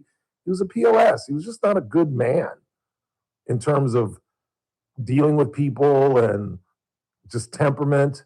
You know, the thing of putting his feet up at the hockey game and the blowing into the hand of the police officer. And, you know, he's just a guy that had ran the city for so long, he started believing his press clippings, that he truly was running the city. Like, don't you know who I am kind of a thing? Like, have you ever heard of that in your life? I know I'm regurgitating really old stuff, but he got to blow in a cop's hand? Can you imagine if that had occurred while they had body cameras? Can you imagine the sight of the city manager of the 9th largest city in the state of California blowing into the hands of a police officer? That would have gone viral, and the BPD would have been on the hook. You didn't give him a test. You didn't test his eyes. You didn't get him to walk straight. You had him blow into your hand. But Alan Tandy was effective. You know, I think his biggest accomplishment was getting Measure N across the goal line. It was amazing. I didn't think there was any way in the world we would sit up and tax ourselves. But he got it across the goal line. He truly did. And so if we had a different structure of municipal government, you wouldn't need a strong city manager. But because we don't have that, the city manager should be the guy calling the shots and allowing the city council to make the decisions on what is good and what is bad on his vision. They didn't have the gall to try to tell Alan Tandy that his vision was poor. They rubber stamped anything Alan Tandy had coming down the pike. And this council is no different. They don't have the disciplinarian that they had in Tandy to put the kibosh on a lot of these personal agendas. So basically, our municipal government is running itself. It's just doing whatever the hell they want, self-serving. That's why Bob Smith's got to go. That's why, half the council should go. But Cassie Biddle's going to be a great newcomer to the city council. I'm going to move over here to the chat room and see what you guys are talking about real quick. Welcome back. Thank you. Appreciate that. Got a couple of welcome backs. Jackie the Eagle died today. She was a better mom than a lot of the human moms I dealt with in public education. Sad to say. Yeah, that's true. Welcome back, Ralph. Only one guest host I didn't care for, but oh well. I'm glad you didn't name a name. Great take on the Cunningham bow, Ralph. I think she meant row. That coach is a moron, and because it was called a flagrant 2 by the ref. And somebody just wrote in rhymes with. Okay, I'm not going to mention that. Anyway, that's what you all are talking about. Meantime, let's check the board. What are they saying? What are you laughing at? Are you laughing at the same thing I was just laughing at? Yeah. Yeah. Yeah, I was. Sorry. Yeah. You got my curiosity going, so I had to go back and look.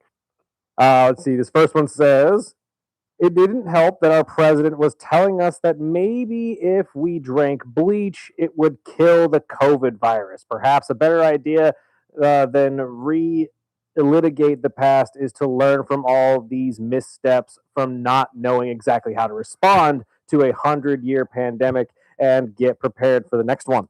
Well, that's why I disagree with. I watched Bill Maher this weekend, and I normally agree with a lot of what he said, but I totally disagree with him on the COVID and the Fauci thing, where he said that Rand Paul should be ashamed of himself for releasing his diary and blah blah blah blah blah, and I just couldn't disagree more.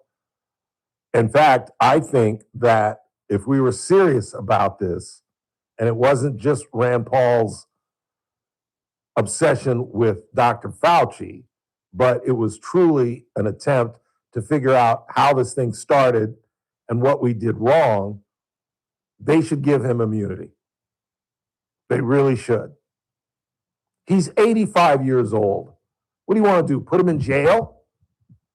Now, there's no bigger detractor of Anthony Fauci than Ralph Bailey, who once was Anthony Fauci's greatest cheerleader. I grew up with a scientist. I grew up with a doctor. Called me crazy for growing up believing in vaccinations. I took an absolute beating during COVID because I was so pro-vax in a community that's not very pro-vax. I'm sorry, I still believe that's because this is an incredibly uneducated community that can just turn its nose up to science. Now, was science 100% correct? No, of course it wasn't. But that damn vaccination saved lives. That's irrefutable. Now, if you want to argue whether you should have been mandated to take it or not, that's a whole nother discussion. But let us remember, it was your guy. It was Donald Trump that came up with the vaccination. And it was Donald Trump who took the victory lap for coming up with the vaccination. So it must have done some good because he got a lot of credit for Operation Warp Speed, I believe it was called. So let's not forget that.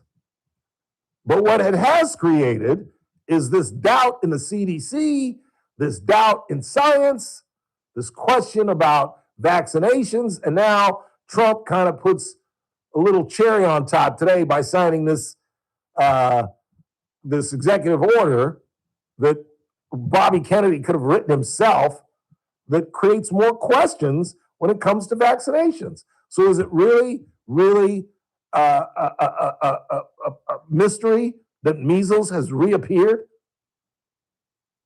And that there's still celebrities that are saying that vaccinations cause autism because there was a spike recently? It's crazy. It's nutsy cuckoo stuff. So I believe they should just give him immunity.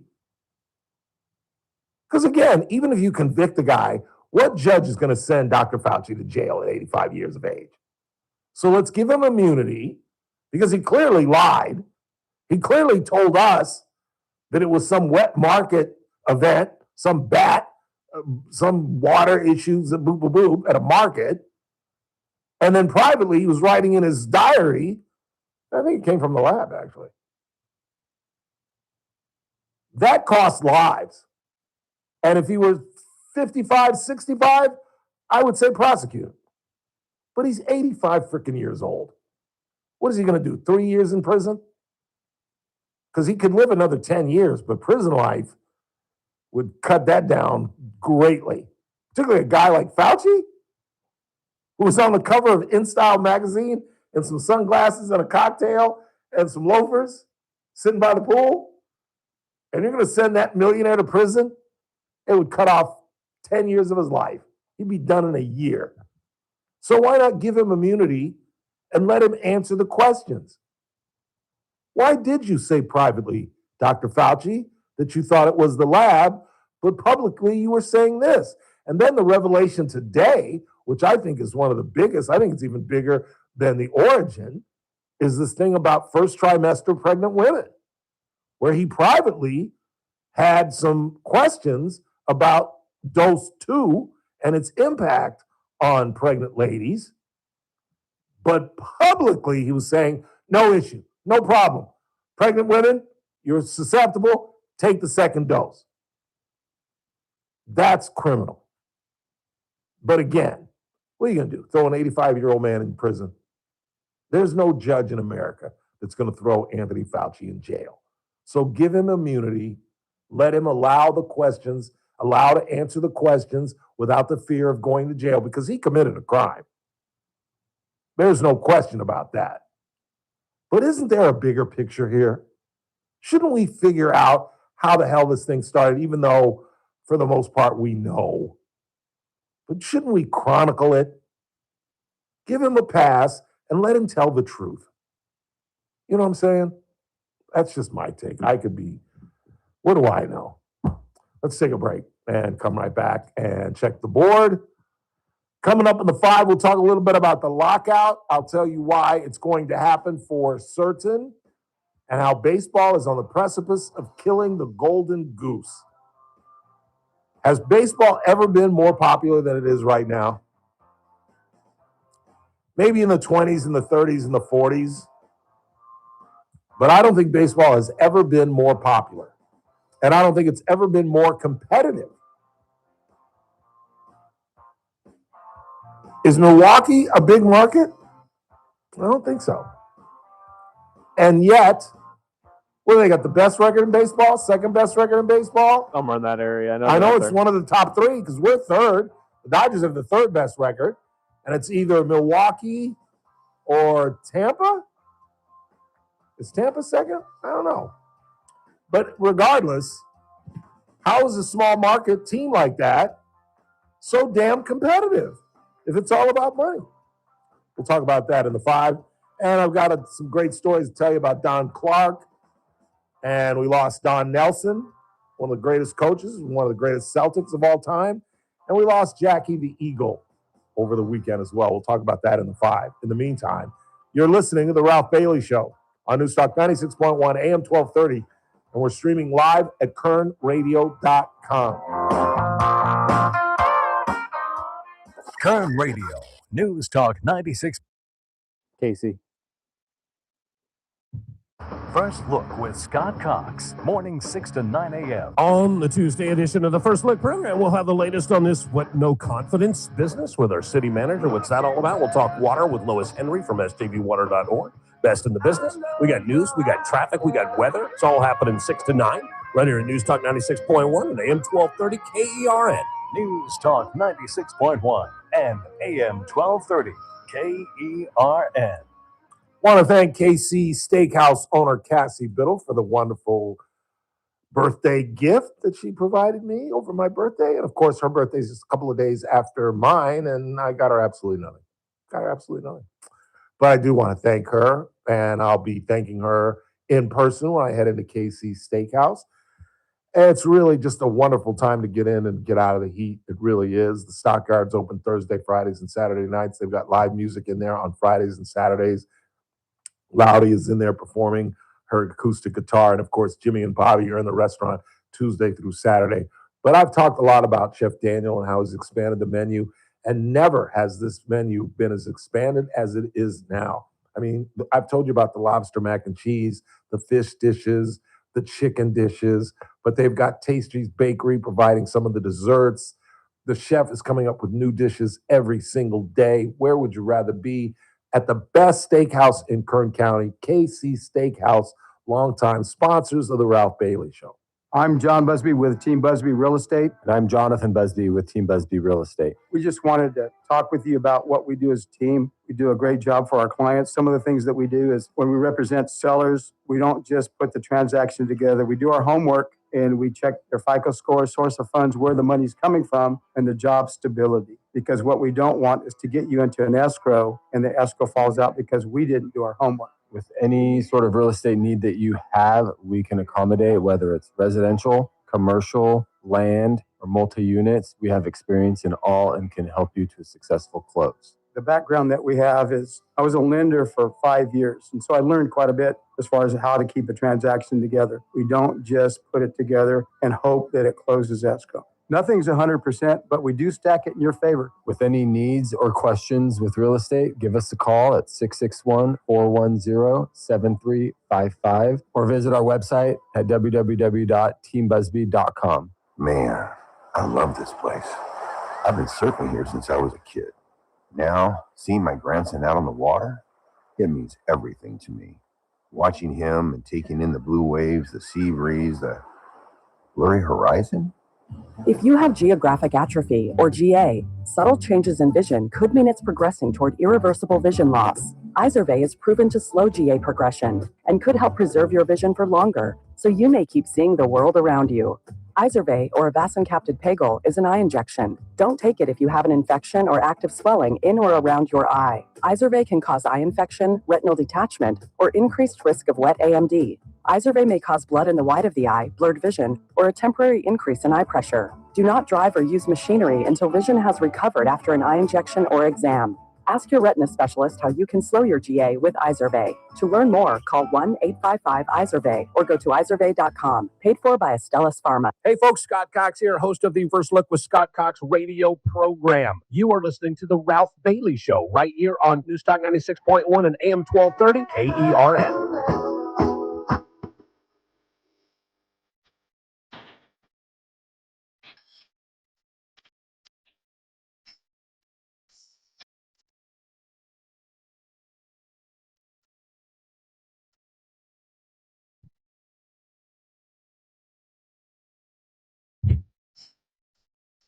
One of the more peculiar dreams I had on my vacation involved Mr. Wonder.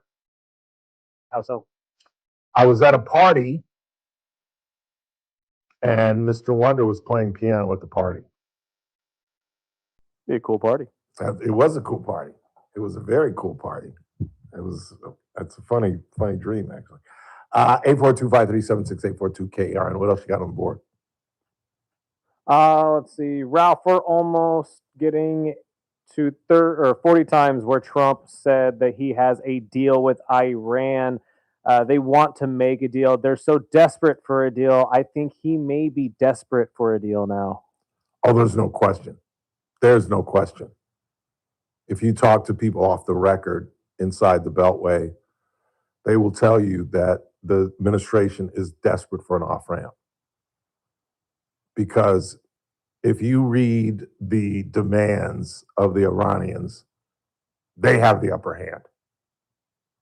They're acting like the big dog, and we're chasing. They want reparations for the war from this year and 2025. They want all of our forces out of the Middle East. They want things that we would never, ever give them, ever, like removing all of our troops and bases out of the Middle East. That's never, ever going to happen, at least not in my lifetime. Now, this could change because America's position on Israel is going through a massive transition where we were full-throatedly, vociferously, wholeheartedly behind Israel for most of my adult life, most of my life, period. And now, not so much. Now, not so much. Some of it is anti-Semitism. Some of it is Benjamin Netanyahu, who some people believe dragged us into this conflict and wants war to avoid his own criminal behavior in Israel. But the bottom line is we're chasing, and they are the ones that have time on their hands. And, I was going to and I might do this tomorrow, talk about the midterms, because I've gone from it's going to be a bloodbath to, well, now we had this redistricting. It's going to be kind of interesting. So now we've got another chapter in the midterm race, and that's the Democratic Socialists, which could make this incredibly fascinating to the point where Republicans could hold the House. Now, this Miller character, who is the Republican Gordon Plattner, or whatever Plattner's first name, Graham Plattner, he's the Republican version of that, this Miller character from, I believe, Minnesota. I took a week off and studied nothing, so let me get caught back up. He could cost us a seat, but basically my position is I don't know who's going to win the House, and I don't know who's going to win the Senate. It's that crazy. It's that crazy.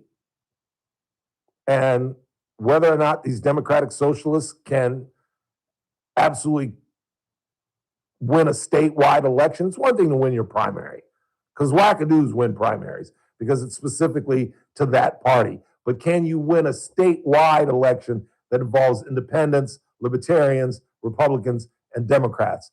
I don't think they can, but they are being dominated by the best, or at least the most active voters out there. Because remember, the Democratic Socialists are not appealing to black folks. Black folks are Democrats, period, end of sentence. That's good and it's bad. You've heard me rail about how I believe it's bad. But in some respects, it can be good.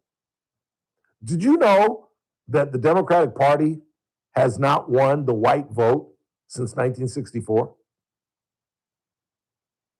Did you hear what I just said? That when Bill Clinton and Joe Biden and Jimmy Carter, you name a Democrat, when they won, they did not win a majority of the white vote. And in fact, the Democratic Party has not won the majority of the white vote since 1964 when Lyndon Johnson ran against Barry Goldwater.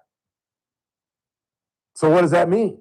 That means that the Democratic Party is propped up by black folks who refuse to go across the street and see what the other guy is selling.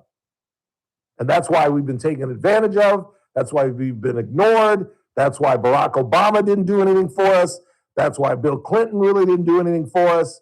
And yet we still stay steadfastly connected to the Democratic Party, where they can't even win a majority of the white vote.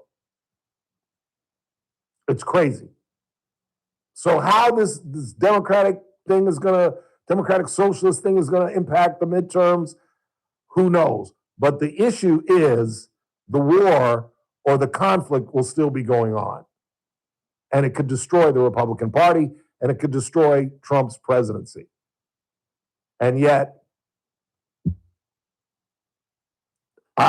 if anybody can see an off-ramp, that's why I'm saying at this point, just get out. Just get out. Who's better at creating their own narrative than Donald Trump? Just get out. Because I'm telling you, there's only one other phase. There's only one other way you can go. Why do you think I was right? You think I'm some genius that I know what's going on in the Pentagon when I said they're not going to make any devastating bombing? Remember a week or two ago when I said that, when he claimed, we're going to hit him, we're going to hit him hard? I said, no, they're not. No, they're not. Because if I talk smack to Chris Burdick and I say, I'm going to kick your ass, and I punch him as hard as I can in the face, and he doesn't move, and he says, what you got, Ralph? I'm screwed. If I just hit him in the face as hard as I can, and I didn't budge him, I'm going to lose this fight. I just gave him my best punch. And if you set up a situation where you're saying, we're about to devastate you, and then you bomb, and you don't devastate them, you are screwed. And that's essentially what's happened. They've taken our best punch, and they're still like, pay us back for what you did. And get the hell out. You know what kind of balls it takes to be bombed the way the Iranians have been bombed and still say, get the hell out of the Middle East and pay us back. That's right, pay us. We've hit them with our best shot, and they're still making demands. That's why, inevitably, he's going to have to listen to the show, Mr. President, and take my advice and just get out. Create your own narrative. We know where the uranium is. They can't get to it. We're going to have to mow the lawn at some point, but we're out. Because the next phase has to be boots on the ground. And if they're boots on the ground, they're boots coming home in body bags. And that will absolutely destroy the Republican Party and the Trump presidency. Headed into the final hour of the broadcast. I would stick around if I you.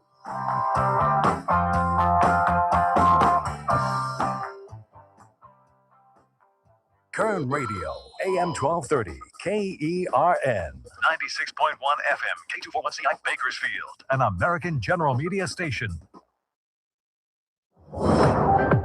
News this hour from Town Hall. I'm Keith Peters in Washington.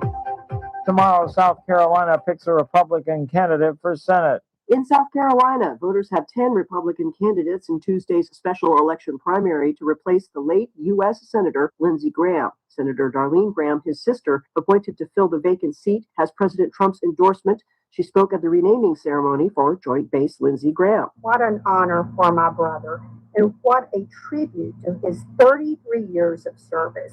Challengers include Congressman Russell Fry and Ralph Norman, former Governor Mark Sanford, and business owner Mark Lynch. The winner will face Democratic nominee Annie Andrews, a Charleston pediatrician. I'm Jennifer King. New details are emerging about what former NIH Director Dr. Anthony Fauci was telling the public about the risk of the COVID vaccine to pregnant women versus the concerns he was raising privately during the COVID pandemic. Text messages from his own phone indicate that Anthony Fauci privately raised concerns that the COVID vaccine could theoretically be linked to miscarriages. Publicly, he insisted there were no red flags for pregnant women. Fauci still went on to recommend pregnant women get vaccinated.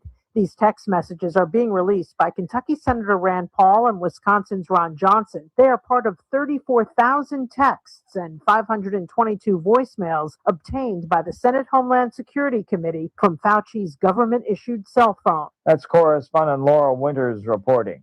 President Trump has signed an executive order that calls for spacing out childhood vaccines into separate medical visits and splitting the combined measles, mumps, and rubella vaccine into 3 different single disease shots. On Wall Street, the Dow down by 61 points, the Nasdaq dropped 85, the S&P lower by 4. More at townhall.com. Progressive knows that boat days can come with unexpected problems. Oh no, I dropped my lip balm in the water. I can't think of anything worse than the looming threat of potentially having chapped lips. It was ginger vanilla, too. My favorite flavor. If a real problem comes along, your boat's protected 24/7 with Progressive, so you can keep worrying about boater problems. Progressive Casualty Insurance Company and affiliates, not available in D.C. Hey, I'm Willie Robertson. And I'm Corey Robertson. We partnered with Echo. It's a new platform, not just streaming. Movies and series that are safe for your family. I love a podcast. Plus, Echo Daily Devotionals. Echo. Hey, Willie, what is Echo? Echo is my pet squirrel. Okay, now, Echo is not just faith-friendly, it is faith-driven. Be a part of something better. Echo. Echo. Where I want to be. That's EKKL.com. Subscribe now. From the KERN Newsroom, your live and local news update. Bakersfield now has to find a new home for a public safety radio tower planned for Southwest Bakersfield. I'm Rob Archer. The city council had voted 5-2 last week to block the proposed site near homes of Ronald Reagan Elementary School. Police and fire officials say the tower is still needed to improve radio coverage for emergency crews. One alternative is the park at Riverwalk, but city staff says moving there could delay the project by 1 to 2 years and add as much as $1.5 million to the cost. A man was killed after being hit by several vehicles on 24th Street early this morning. Bakersfield police say some of the drivers did not stop. The crash happened near Oak Street. Officers are asking witnesses to get in touch. The extreme heat warning for Bakersfield runs until 8 o'clock tonight, and cooling centers are open until 8. And if you need a free ride, you can call 211.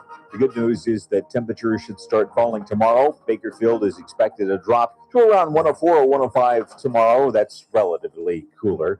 Then near 100 Wednesday and into the 90s later in the week. A 76-year-old Palmdale man died after his car went into a canal near Arvin over the weekend.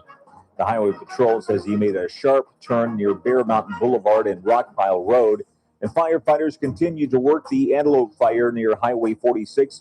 Forward progress has been stopped, and crews are building more containment lines. The Bakersfield Condors are looking for people who want a game day job this season. Openings include mascot assistant, t-shirt cannon operator, ice crew, merchandise sales, 50-50 ticket sellers, and an in-game host.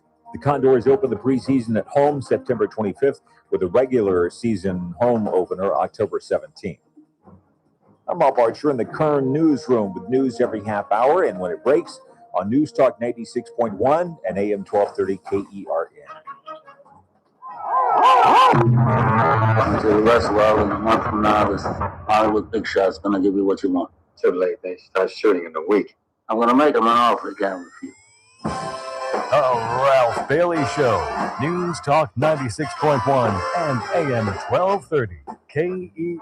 And I've seen the promised land. I may not get there with you, but I want you to know tonight that we as a people will get to the promised land.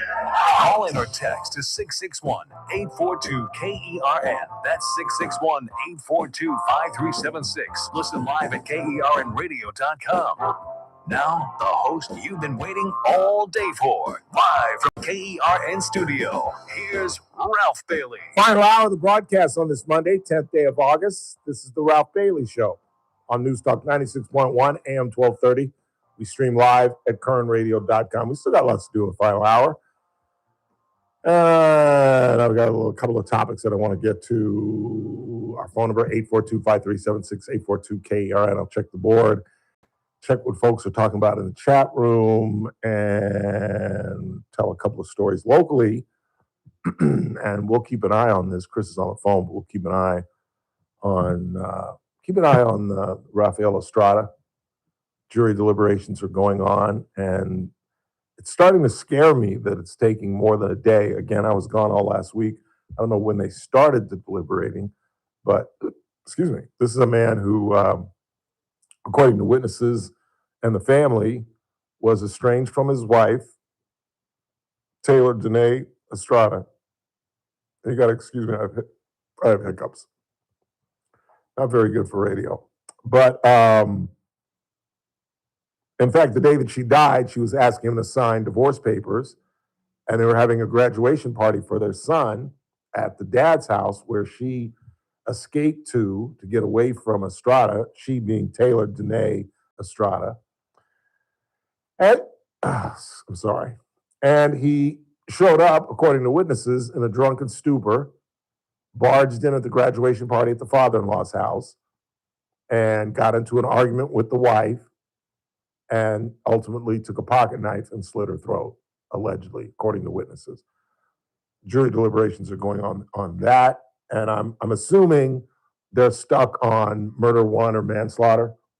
That could be my only guess because, I mean, there were witnesses. He did it in front of his children, who I believe testified. So, I mean, it's an open and shut case, but I'm starting to get a little nervous about how long it's taking. And then there's the other case that's going on that involves Dwayne Keith Davis. He is the man who was allegedly in a Cadillac next to Tupac and Suge Knight, the night that Tupac Shakur was shot 4 different times following a Mike Tyson fight in Las Vegas. And in fact, they're talking about Suge Knight and your boy P. Diddy testifying in this trial. I would assume Suge Knight would have to testify.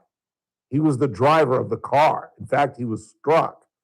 That's the only reason I don't think Suge Knight was involved. Because otherwise, I would have thought Suge Knight set up Tupac. But if you're going to kill somebody, you don't sit next to him. You know what I'm saying? Because anything could happen. A ricochet, the man got shot. But I'm assuming he's going to testify. Now, if Combs testifies, we'll see that. But Suge's going to have to testify.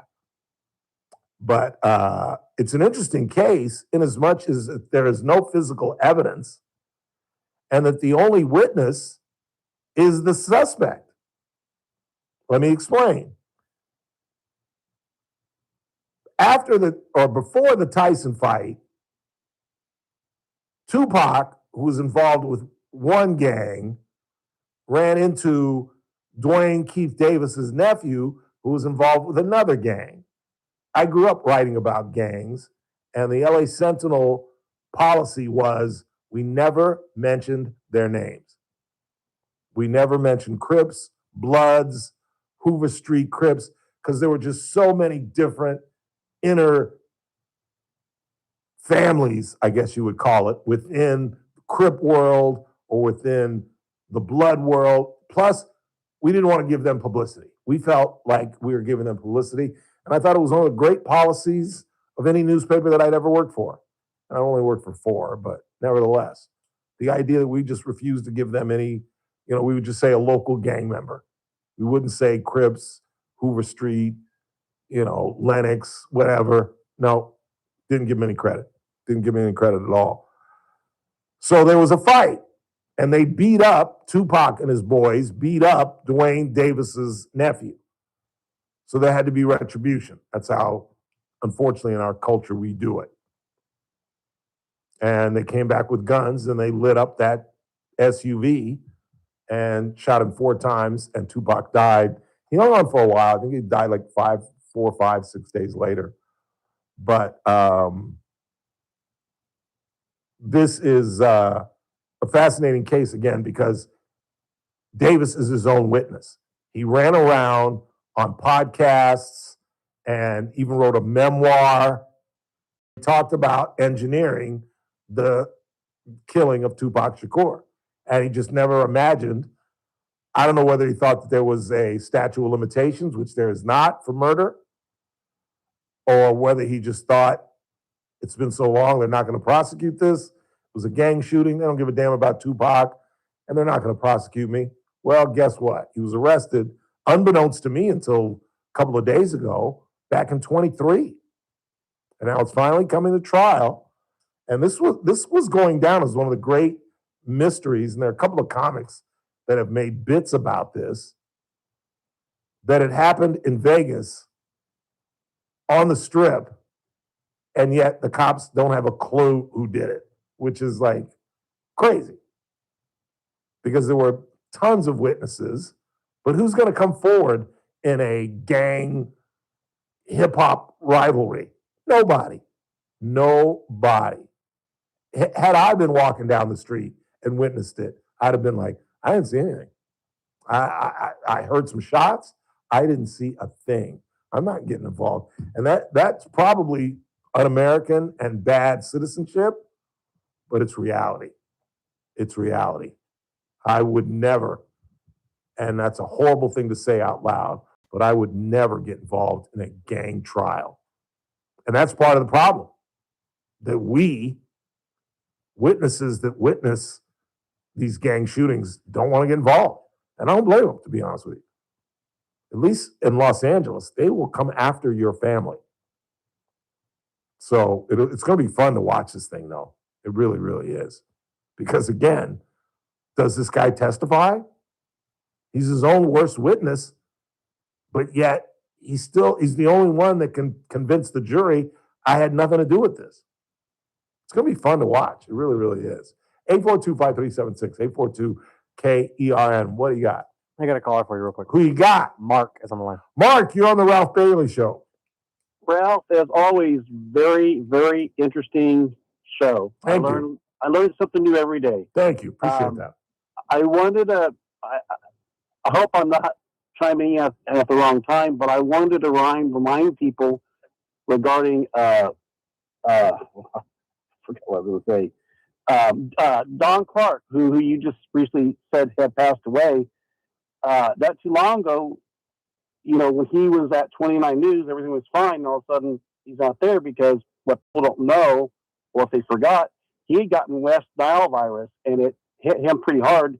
And then after that, that was it with him being a news anchor. He had to step down because the West Nile virus had got him pretty good. Yeah, but he had that first. But then he hooked up with Tina Miller and did a I guess it was like a cable show that they did together. I sat in for him one day, as a matter of fact. So his career wasn't over at that point after he got out of TV. He still he tried to still stay in the game, but initially, though, when he first really got sick, is when he had gotten West Nile virus, and for a while they were really stressing people, hey, which is important, make sure you don't have standing water everywhere because it attracts these bugs. Yeah, and he lived out there in Arvin, right near a lake, as I remember, and I think that's how he got it. Is it Arvin? Arvin. And I didn't even know he had passed away. Not too long ago, I had seen him on TV. I forgot. Anyway, I found it interesting learning on your show that he had passed, but I want to remind viewers that initially he had gotten sick the first time from, being, getting the West Nile virus. And so it. Okay. Thanks for the information. But thank you for your show, sir. And I learn something new every day. And I appreciate that. Afternoon. All right, you too. Thanks for the kind words.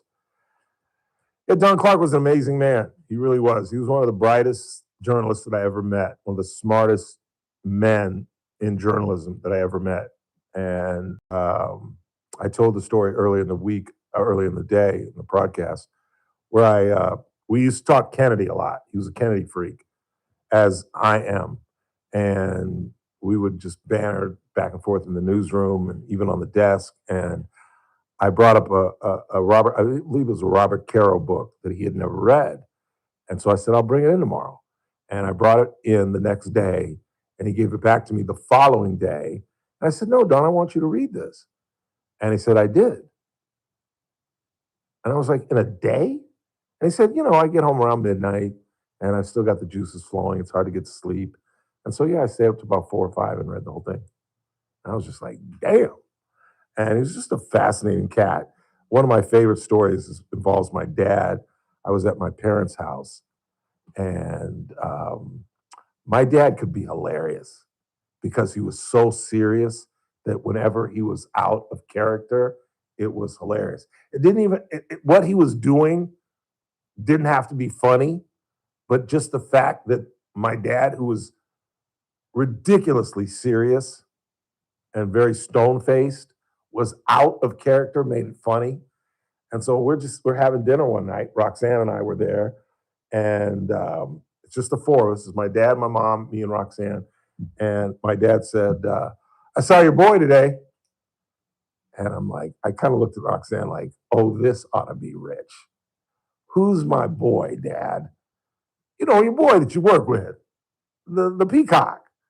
And I'm like, what are you talking about? Don, the anchor guy you work with. I go, Don Clark? Is that the guy with the hair? I go, yeah. Well, I saw him at the mall today, and my dad stood up from the dining room table, and he said, boy, you TV people. That's what my father used to call me, big TV guy. And he said, boy, you TV people. I go, what are you talking about, Pop? And he goes, Mr. Clark, clean as a board of health now. I'm going to give it to him. He was clean as a board of health. Beautiful suit, beautiful tie, beautiful shirt, but he was strutting like a peacock. And my dad literally was walking in the dining room. He was just strutting like a peacock. And I was like, that ain't got nothing to do with him being a TV guy. He's a very confident, tall, good-looking man who dresses well. Well, he was strutting today, boy. It was just hilarious to see my dad out of character like that and to talk about Don Clark. But he was an amazing man. He really was a very nice, very giving guy. And particularly for me, because I was new to television. I'd only been doing it for about 3 years when I moved over to KBAK. And like I said, we worked on the same shift, that 2:30 to 11:30 shift, along with Jackie Parks. Jackie Parks, Todd Carley's wife, was his co-anchor. And it was a fun time. It really was. I hated television, but it was a fun time. We had a nice crew. Jackie and Rusty was still there, and Don, and Miles Musio was the weather guy. He had just returned. He had left, went to Taft, and came, not Taft, to Tehachapi, and came back. And it was a fun time. And Don Clark was very kind to me. He was very kind to me. because I didn't think I was a very good anchor, and I would often talk to him about anchoring and how do I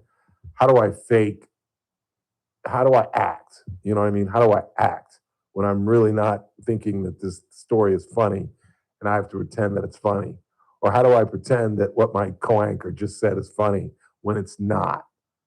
And he just said, sometimes you have to act. You have to pretend you are a performer on a certain level as well as a communicator. And I just never got it. I hated television. But Don Clark was one in a million. He really, really was. Let's go ahead and take a quick break, come right back, check the board, see what you all are talking about. We'll get into baseball at some point. I am assuring you the owners are going to lock out the players come December. There's absolutely no question about that. You'll be surprised, perhaps, at my take because I am with the players. I don't think there should be a salary cap. I think there should be a salary basement. There should be a floor. There should be a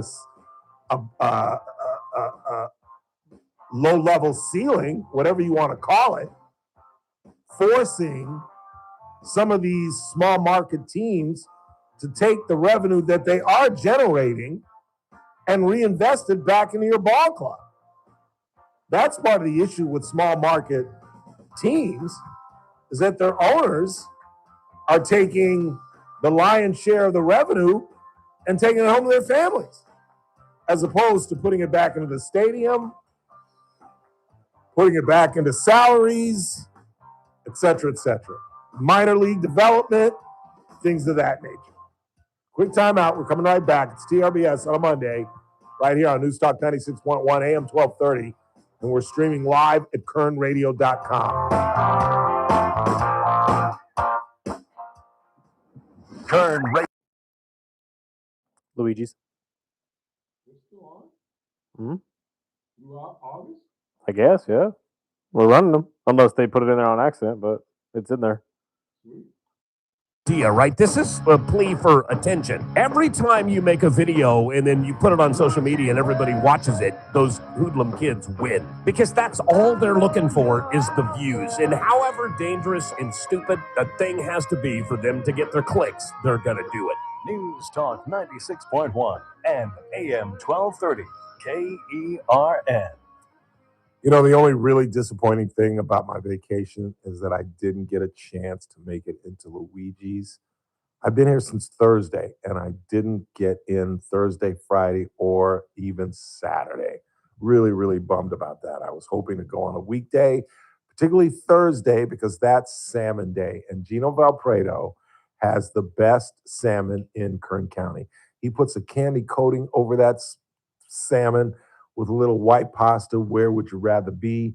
I keep telling you guys, reminding you to get into the delicatessen, try some of Lynette's Italian wines, get in on some of the merch that's in there. They've got some great pullovers, some great hoodies, caps, etc. And of course, where would you rather be? The food is unbelievable, and the atmosphere, it's just a pleasant family place to be. Where would you rather be than Luigi's Restaurant and Old World Delicatessen, longtime sponsors of the Ralph Bailey Show? I'm here with Dr. Tarkesh from Affordable Dentures and Implants. Doc, do people often think dental implants are a one-size-fits-all solution? Can you explain what dental implants are and how they benefit patients? Yes. Dental implants are a permanent solution for missing teeth. They act like natural tooth roots and support crown, bridges, or dentures. Unlike traditional dentures, implants provide a secure fit, look natural, and allow patients to eat, speak, and smile confidently without worrying about slippage. Well, you know, many people are concerned about the pain involved with dental procedures. Some people have a more complex situation or have what we call dental phobia. If so, we offer IV sedation that allows patients to relax completely during their dental procedure, making it a stress-free experience. Get the smile you've always wanted without anxiety.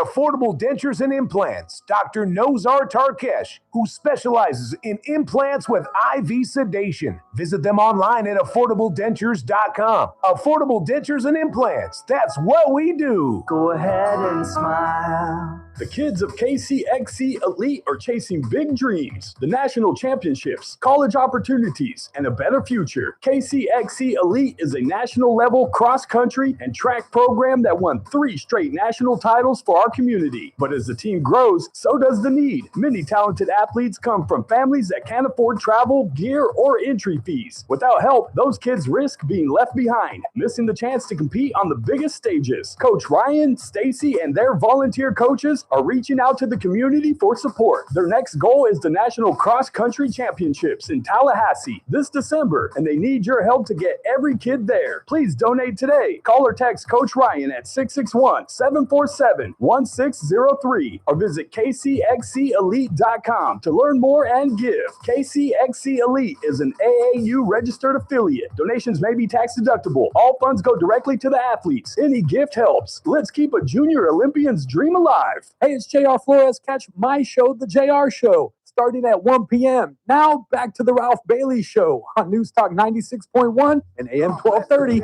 KERN. Don't worry if you see God first, tell him got works. I ain't mad. I know you representing the crew, and I Tupac. How old do you think he was when he died? I bet you're not within 3 years. I know he was in his 20s, so I was like 27. Yeah, you're within 3, 25. Yeah, I was like 25 years old. Knew he was super young. That's crazy. I thought he was in his early 30s. Right? You would assume. I mean, the impact he had on music and all the things that he did, the movie Poetic Justice with Janet Jackson, and you'd have thought he'd been on the scene for like 10, 15 years. He was 25 years old. How old was Biggie? Hey Siri, how old was Biggie Smalls? God, he was 24. Yeah. He was Didn't even reach 24. 25 yet. I mean, you would think as a race, as black folks, when we lost 2 of the greatest rappers and artists of that era at 24 and 25, that we would have the common sense to come together and say, you know what, why don't we knock this crap off?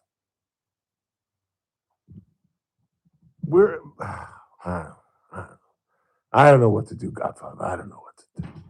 You can act like a man. What's the matter with you? I saw Godfather twice, by the way, on my vacation. Saw it twice. I tell you, I saw Spider-Man. Did you really? I did. What'd you think? The nephew took me. It was all right. It's solid. Nephew loved it. Nephew loved it. Yeah. What'd you think? And I had to put on my anchor face. That was pretty good. I'm glad you brought me. I was kind of like, it was all right. And Rick Bentley hit the nail on the head. Yeah. It should have been 2 hours. Have you seen it? Yeah, I've seen it. Yeah, it should have been 2 hours. Yeah, easy. That last half hour, I literally almost walked out. And again, I agree with him that throughout the entire movie, there's no clear bad guy until the very end of the movie. And then even then, it's not even really a bad guy. It's really weird. Yeah. And I needed more Zendaya. And I don't know if they're going to get that later in these next couple movies. I think they're going to steer away from her. I don't get that. It's just the character development and the route they're going. I'm sure they're going to throw some sort of, love triangle in the next one, like a Gwen Stacy or something. They are the hottest. They're hotter than Taylor and Travis. Oh, easy. They are easily the couple celebrity couple that is in 2 of the most attended movies in 1 year, and they're both in both of them. And Zendaya is about to be in a 3rd one in December. Dune 2, Dune 3? Yeah. They'll be in $3 billion movies in 1 year. I almost watched Dune. It was on this weekend. I almost watched it. But I actually like them. The new ones aren't bad. It was Dune 2, though. I didn't want to watch Dune you got to 2. watch the first one. That's what You got to watch the first one first. That's why I didn't. But yeah, they're on fire. Oh, yeah. And the fact that there was no love interest in the film, I was like, are you kidding me? And it will, and with all of her success with Euphoria and stuff like that Yes. too, like these two are going to be all over the place for the next couple of years. I even watched a couple of Euphoria episodes. Did you really? I did. You're Just getting hooked, aren't you? I love this woman. She's a great actress. And I normally not, and I'm sorry, ladies, you can hate me if you want, but I'm normally not attracted to really small-breasted women. Mhm. You know what I'm saying? Mhm. I mean, I'm normally like, I can deal with a C, but A's and B's, and what do you think? She's probably like an A. I mean, she has no breasts. And I was complimenting her before I went on vacation because I do like the fact that it doesn't bother her. That she's like, this is what I got, and I ain't going to a doctor to get more. If you don't like it, you don't like it. I love that about her, but I'd love to see some C's on that chest. I ain't gonna lie.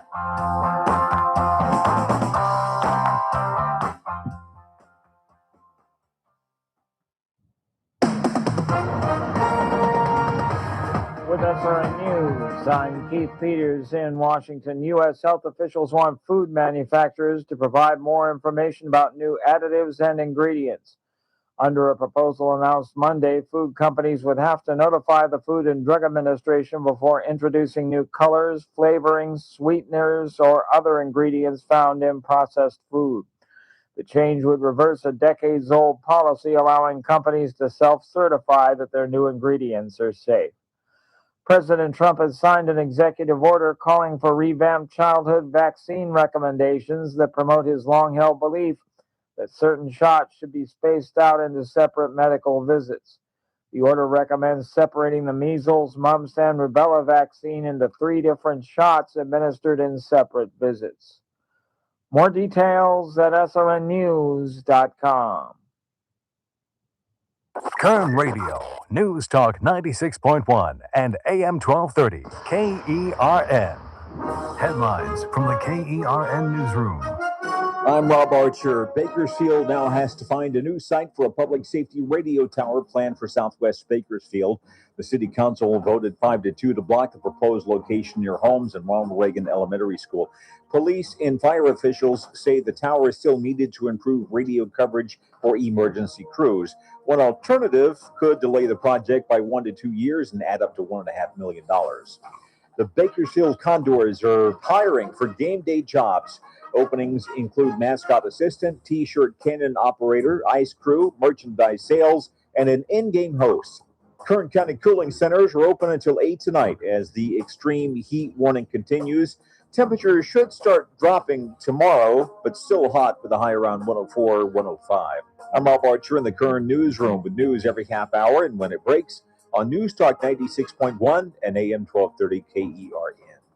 Are you looking for a hospital that truly cares for your health and well-being? At Good Samaritan Hospital, they provide high-quality medical detox, psychiatric services, and medical and surgical care. They accept most insurances, including Medi-Cal, Medicare, and Kern Family. They offer Kern County's longest-standing inpatient detox program with dual diagnosis that combines medical care and withdrawal management all under one roof. Learn more at GoodSamaritanHospital.com or call 661-215-7500. Good Samaritan Hospital. They care for their community. In Kern County, valley fever affects more than 3,000 people each year. But together, we can change that. Join Kern County Public Health as a Valley Fever ambassador. You don't need medical experience, just a willingness to help your community stay informed. Neighbors sharing with neighbors. Coworkers looking out for each other. Be part of the solution by signing up for a 30-minute virtual training. Visit KernPublicHealth.com to learn more. Maxwell in the morning. Good till the last mic drop. Dr. Sam Woggood, transfer to the University of California at San Francisco, was asked, can only women get pregnant? And that was asked by Representative Mary Miller. You know what? He couldn't answer it. That's what I'm talking about, because everybody listening to me right now knows that only women can get pregnant in the human race. Weekdays 9 to noon, News Talk 96.1 and AM 1230, KERN. Hey folks, Scott Cox here, host of the First Look with Scott Cox radio program. You are listening to the Ralph Bailey Show right here on News Talk 96.1 and AM 1230,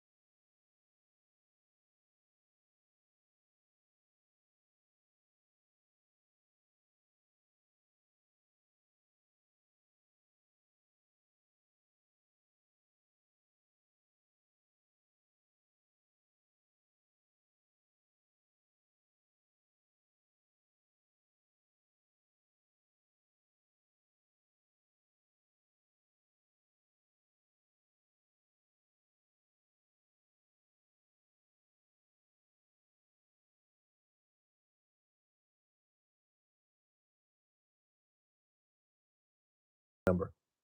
There's no question about that. The owners want a salary cap, and the Dodgers getting Scooble kind of put the cherry on the top that there's definitely going to be a lockout. But again, I'm siding with the players because, A, the reality is 2/3, right now, on this day, August 10th, 2/3 of the league is within striking distance of getting into the playoffs. 2/3 of the league. Can you say that in the National Football League? No. Can you say that in the NBA? Yes, because everybody gets in the playoffs in the damn NBA. You can be at 500 and get into the playoffs in the NBA.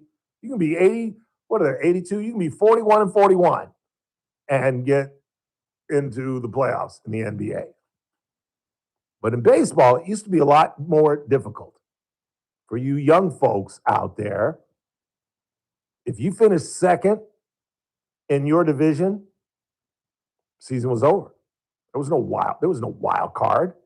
You either won your division and advanced, or you didn't. There were years in the 70s when the Dodgers were taking on the Reds. I've talked about this so often. Yes, for you young people, the Cincinnati Reds in Cincinnati, Ohio, were located in the National League West, along with the Atlanta Braves, the Houston Astros, were all in the National League West. And, we would go to Atlanta every year when I was a child, and I would always ask my dad, how in the world is a team not only in the South, because Tennessee is the South, Kentucky is the South, Arkansas is the South, but Alabama, Mississippi, Georgia, that's called the Deep South. You know what I'm saying? And I would ask my dad, how in the world is a team not only from the South, but the Deep South? And when you say Deep South, you have to say it just the way I said it. Deep South. So how is Atlanta in the National League West, where when they play their division, they've got to travel 3,000 miles to take on the Giants, the Dodgers, and the Padres? How does that make sense? And there were years in those 70s when we were taking on Joe Morgan and Pete Rose and Tony Perez and Cesar Geronimo and Johnny Bench and that whole bunch, where we would win 101 games in a season and have to go fishing. The Reds would win 105. We'd win 101 games and lose the division by 4 or 5 games, where it was over like the last week of the season, and yet we'd won 100 games with that Russell, Say, Lopes, Garvey, Dusty Baker, Reggie Smith teams. Just couldn't even make the playoffs. Well, now, this day, 2/3 of Major League Baseball is a frog's hair from getting into the playoffs. So don't tell me that there's not competition. The Toronto Blue Jays were how many inches from winning the World Series last year? How many different incidents? I can count 5 right now. 5 incidents where they could have won the World Series. If Pages doesn't make that catch, if that ball doesn't get jarred in center field fence, don't forget that. If Miggy doesn't make the play at second base, if Will Smith doesn't get his foot back down on home plate, that's 4 right there. And now the Toronto Blue Jays are right back where they used to be, where they're struggling. But they were this close to being the world's champions. So what argument can you convince the players that there's this competitive imbalance? Because the last time I checked, the Yankees were in the World Series, 2 years ago when we beat them? And before that, you've got to almost go back to the 20th century to find a Yankee team in the World Series. And they've got all the money in the world.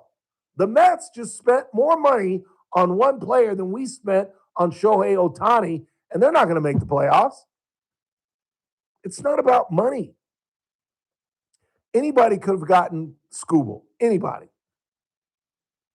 But the Dodgers were willing to roll the dice that once we get him into that beachside pad in Malibu or that palatial estate up in the hills of Brentwood or down there at Pacific Palisades, or maybe go more conventional, Beverly Hills, or why would he want to leave LA? When he's celebrating Christmas Day with his kids and he's not flogging through the snow of Detroit and it's 75 degrees and he's playing golf with his 5-year-old, why would you want to leave LA? That's the reality, is that we're located in one of the great cities in the country, if not the world. Best weather, better than Florida. You don't have to deal with winds. You don't have to deal with lightning. You know, there's more lightning strikes in Florida than any other state in the country. You don't have to deal with tornadoes and hurricanes and all that nonsense. We're an attractive site. And we have the best minor league system in all of baseball, if you ask me. And we've got the best management. School would be an idiot to leave LA. And that's part of it. We're just an attractive site. You know what I'm saying? And I'm just tired of this. And like I said at the top of the show, there's revenue available. They just won't spend it. And that's where I'm talking about that ceiling on the floor, that bottom basement salary cap that forces these teams that are pocketing their revenue to reinvest. Spend some money to make your club better. Because if we've learned anything about baseball, you can go worst to first. Go ask the Blue Jays. Where were the Blue Jays 2 years ago? Nowhere. Nobody could have predicted 2 years ago that the Blue Jays 1 year later would be in the World Series and be a foot, literally 6 inches away from winning the championship. Nobody could have predicted 2 years ago when the White Sox lost 122 games or something crazy like that. They're only 162. They lost 120, something close to that. And yet now they're in playoff contention. The players have a very strong argument. They can just stand up and say, baseball has never been stronger. The ratings have never been better. Attendance has never been better, even though ticket prices have never been higher. Hot dog prices have never been higher. Beer prices have never been higher. They're still packing these stadiums. What are you complaining about? And unfortunately, I think there's going to be a portion of the season lost. Are they stupid enough to screw around with the playoffs and the World Series? I find it hard to believe that they're going to be that stupid. That they're going to have to find some kind of compromise. But I'm telling you, if I'm a ball player, there's no way in the world I sign off on a salary cap. No way in the world. No way in the world. It'd be like Liv. Like, wait a minute. You let Shohei and Soto and now here 3 years old, I want one of these mega contracts, and you're going to put the kibosh on it.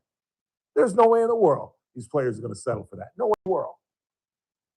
And so the more I think about it, the more I do think they'd be stupid enough to blow the entire season. Because I can't imagine, who do you think would relent first?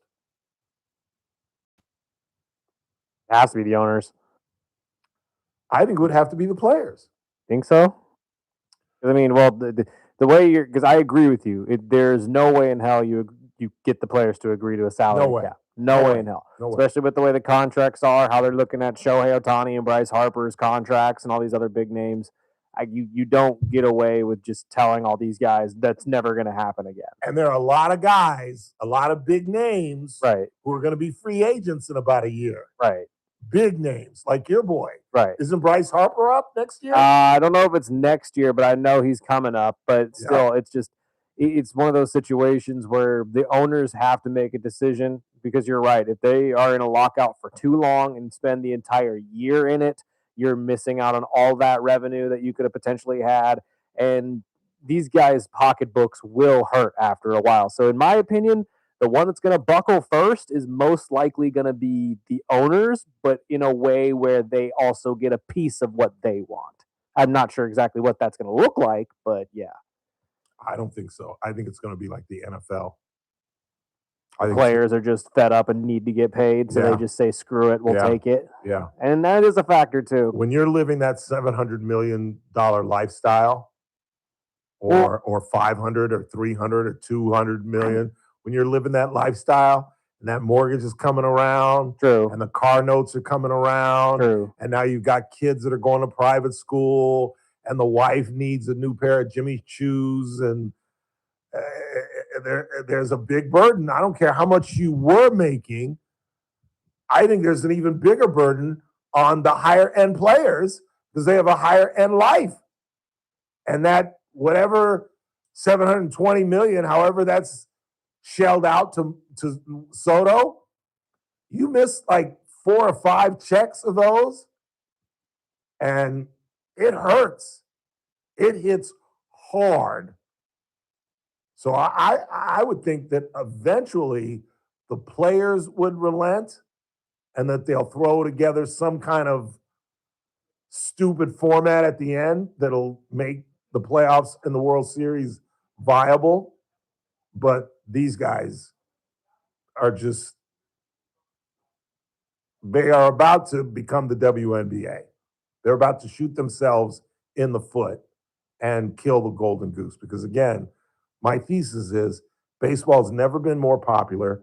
They've never made the kind of revenue that they're making. You know, the Dodgers just blew like 4 million, or is it 3 million in attendance last season? I think it was 3 or 4. I can't remember what the new number is. I can remember when the Dodgers first broke 1 million, because we've always owned the attendance rate, owned it. Obviously, because of the weather, you know, we get more games than any other place in the country, really, other than the Padres, who's got the best weather in the country. But it would hurt. A lockout would hurt the owners. It would devastate the players. That's why I predict that's fair. The players would have to relent at some point. That's fair. But you're right. They're not. It would have to be a compromise.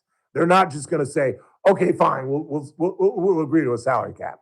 No, there's going to have to be some manipulation. Like I said, that basement thing is what the players want, and I think the owners are going to have to give in on that. And I just hope they do so before February and March. Well, and they're also, the players, I should say, are arguing that, like you just said, there is no connection to the amount of money and competitive nature of baseball, which is true.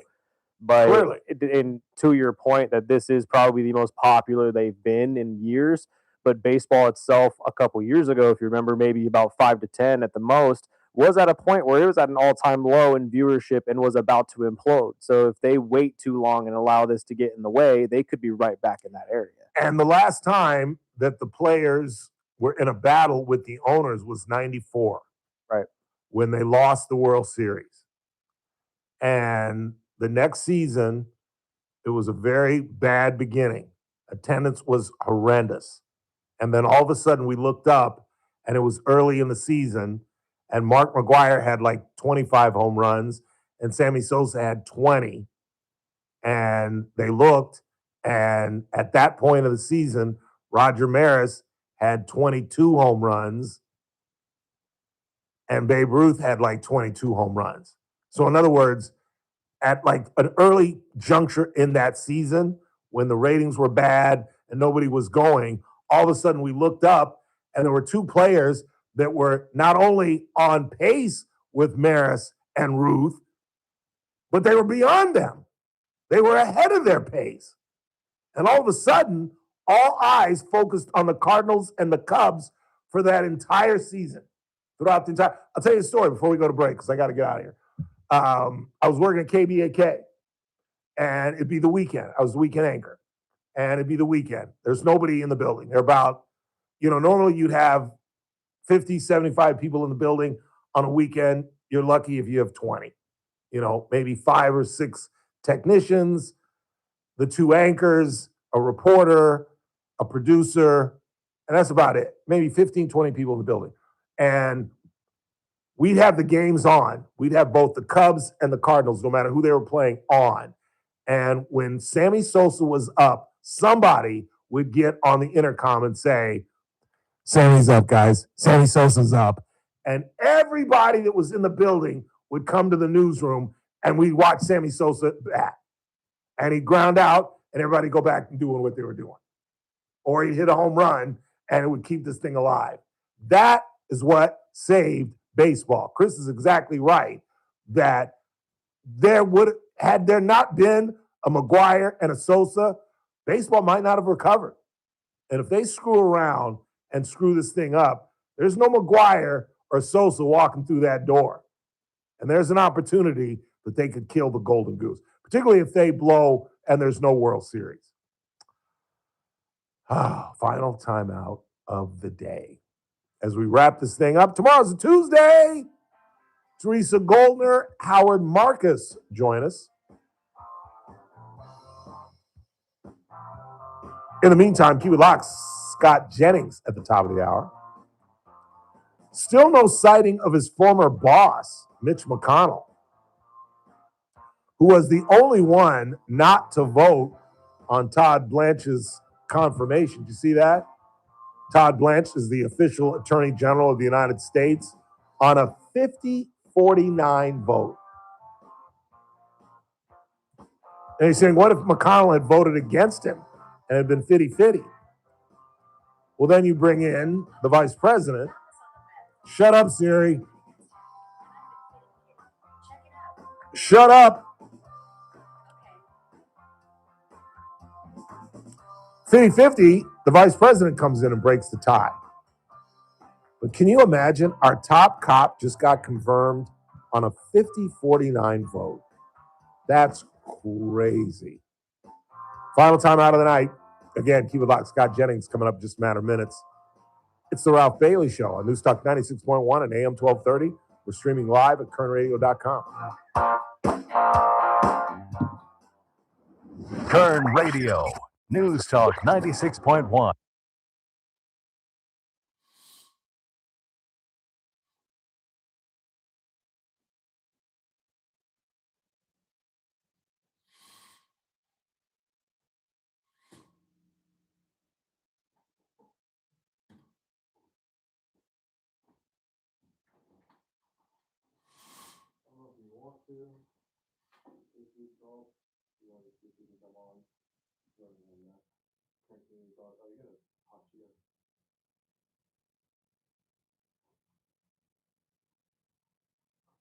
Then we're gonna do the whole fucking board.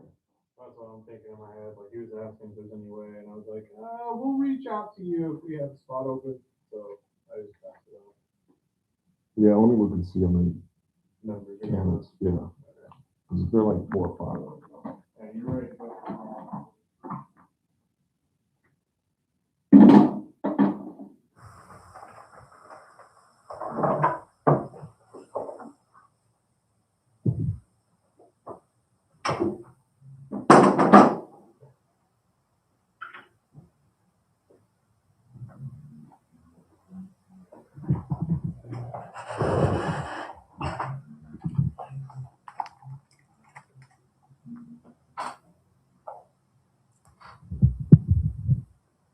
You ready?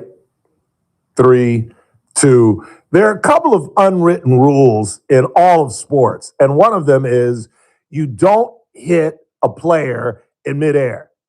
They could come down and bust open their skull, hurt their back, break their hip. You just don't do it. And for anyone to believe that the Carrington hit on Sophie Cunningham was going for the ball, it was a basketball play, has never played basketball, and you have no idea what you're talking about.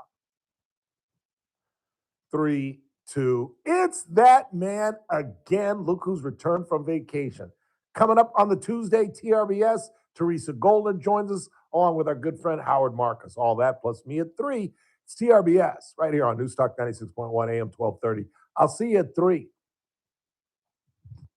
Apple.com/radio. Upfront payment of $45 for 3 months, $90 for 6 months, or $180 for 12-month plan required. $15 per month equivalent. Taxes and fees extra. Initial plan term only. Greater than 50 gigabytes may slow when network is busy. See terms. The Crossroads of the West Gun Show is coming this weekend to the Kern County Fairgrounds in Bakersfield. We're finding everything we're looking for, so we're impressed. Awesome selection. Awesome, yeah, just a lot more than I expected to see. It's America's premier gun show with great deals on guns, ammo, scopes, accessories, and more. Sold at wholesale prices, plus jewelry, gift ideas, and door prizes. We'll scour through, find the best bargain, come back and buy it. Crossroads of the West Gun Show this weekend at the Kern County Fairgrounds in Bakersfield. All sales are conducted in plants. You can buy, sell, and trade at all Crossroads gun shows. Is the volatility of the stock market driving you crazy? Is your retirement account sinking, yet you're getting older and you're starting to worry about, will I have enough for retirement? What about the money in the bank? These banks pay nothing these days. How do we get growth to get to retirement account? It's simple. Move into gold and silver. Want to know how to do it? Listen to my show, Striking Gold, with me, Kenny Michaels. Hey, it's JR Flores. Catch my show, The JR Show, starting at 1 p.m. Now back to the Ralph Bailey Show on News Talk 96.1 and AM 1230 KERN.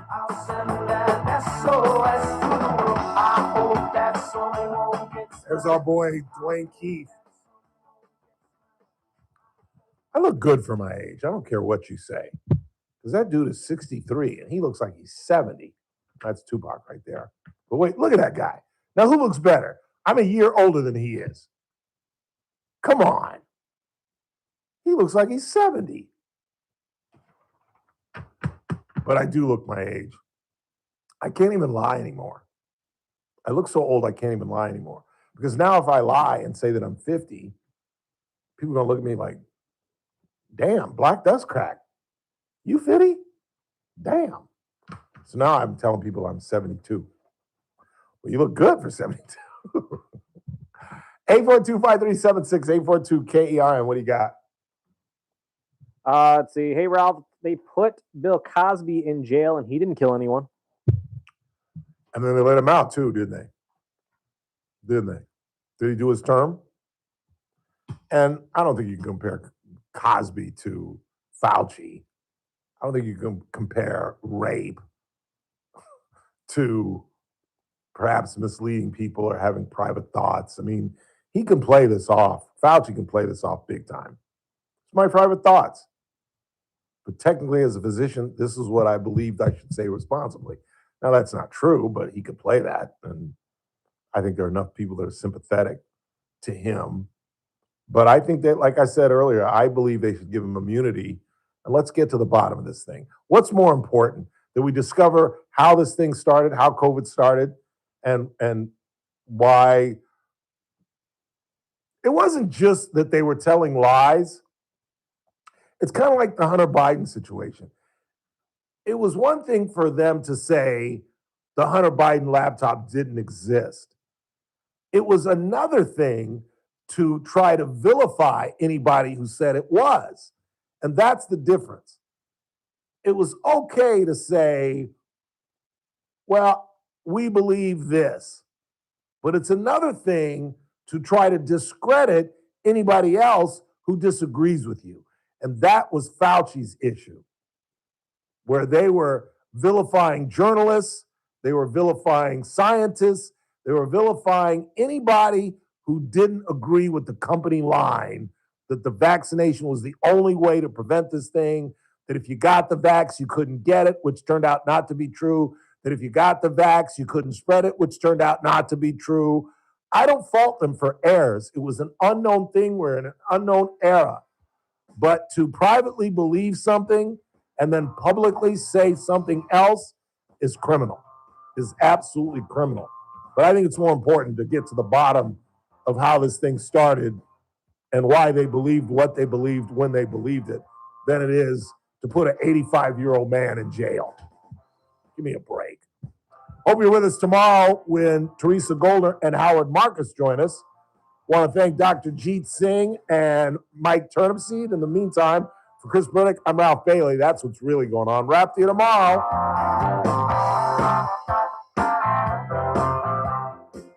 Kern Radio, AM 1230, KERN, FM, K241CI Bakersfield, an American General Media station.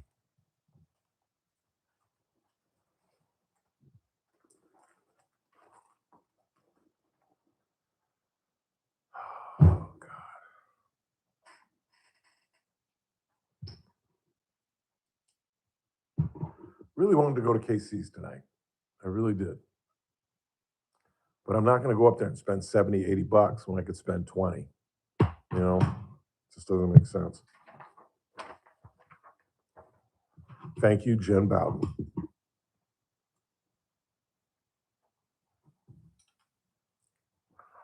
Who looked me dead in my face and told me she'd give it to me before I went on vacation. Oh, yeah, no problem, Ralph.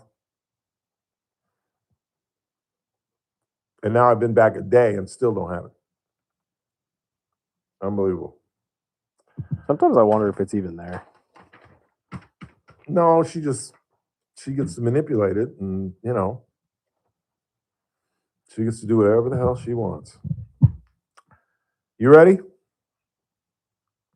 You ready? 3, 2. It's that man again, Ralph Bailey for Singera Subaru, to tell you the Subaru A Lot to Love event is going on right now at Singera Subaru. This is the best time to get an incredible offer on a brand new 2026 Subaru, like a 2026 Outback Premium CVT. Lease one for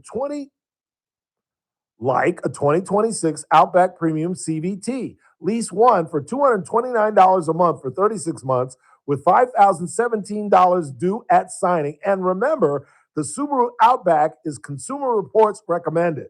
Offer ends August 31st, so stop by, see my good friends Damon Culbertson and Hassan Levy during the Subaru A Lot to Love event. Pick out your new Subaru and hit the road. Sangera Subaru, paving the way for a better community. 5500 Gasoline Alley Drive in the Bakersfield Auto Mall, 24/7 at sangerasubaru.com. Sorry about that.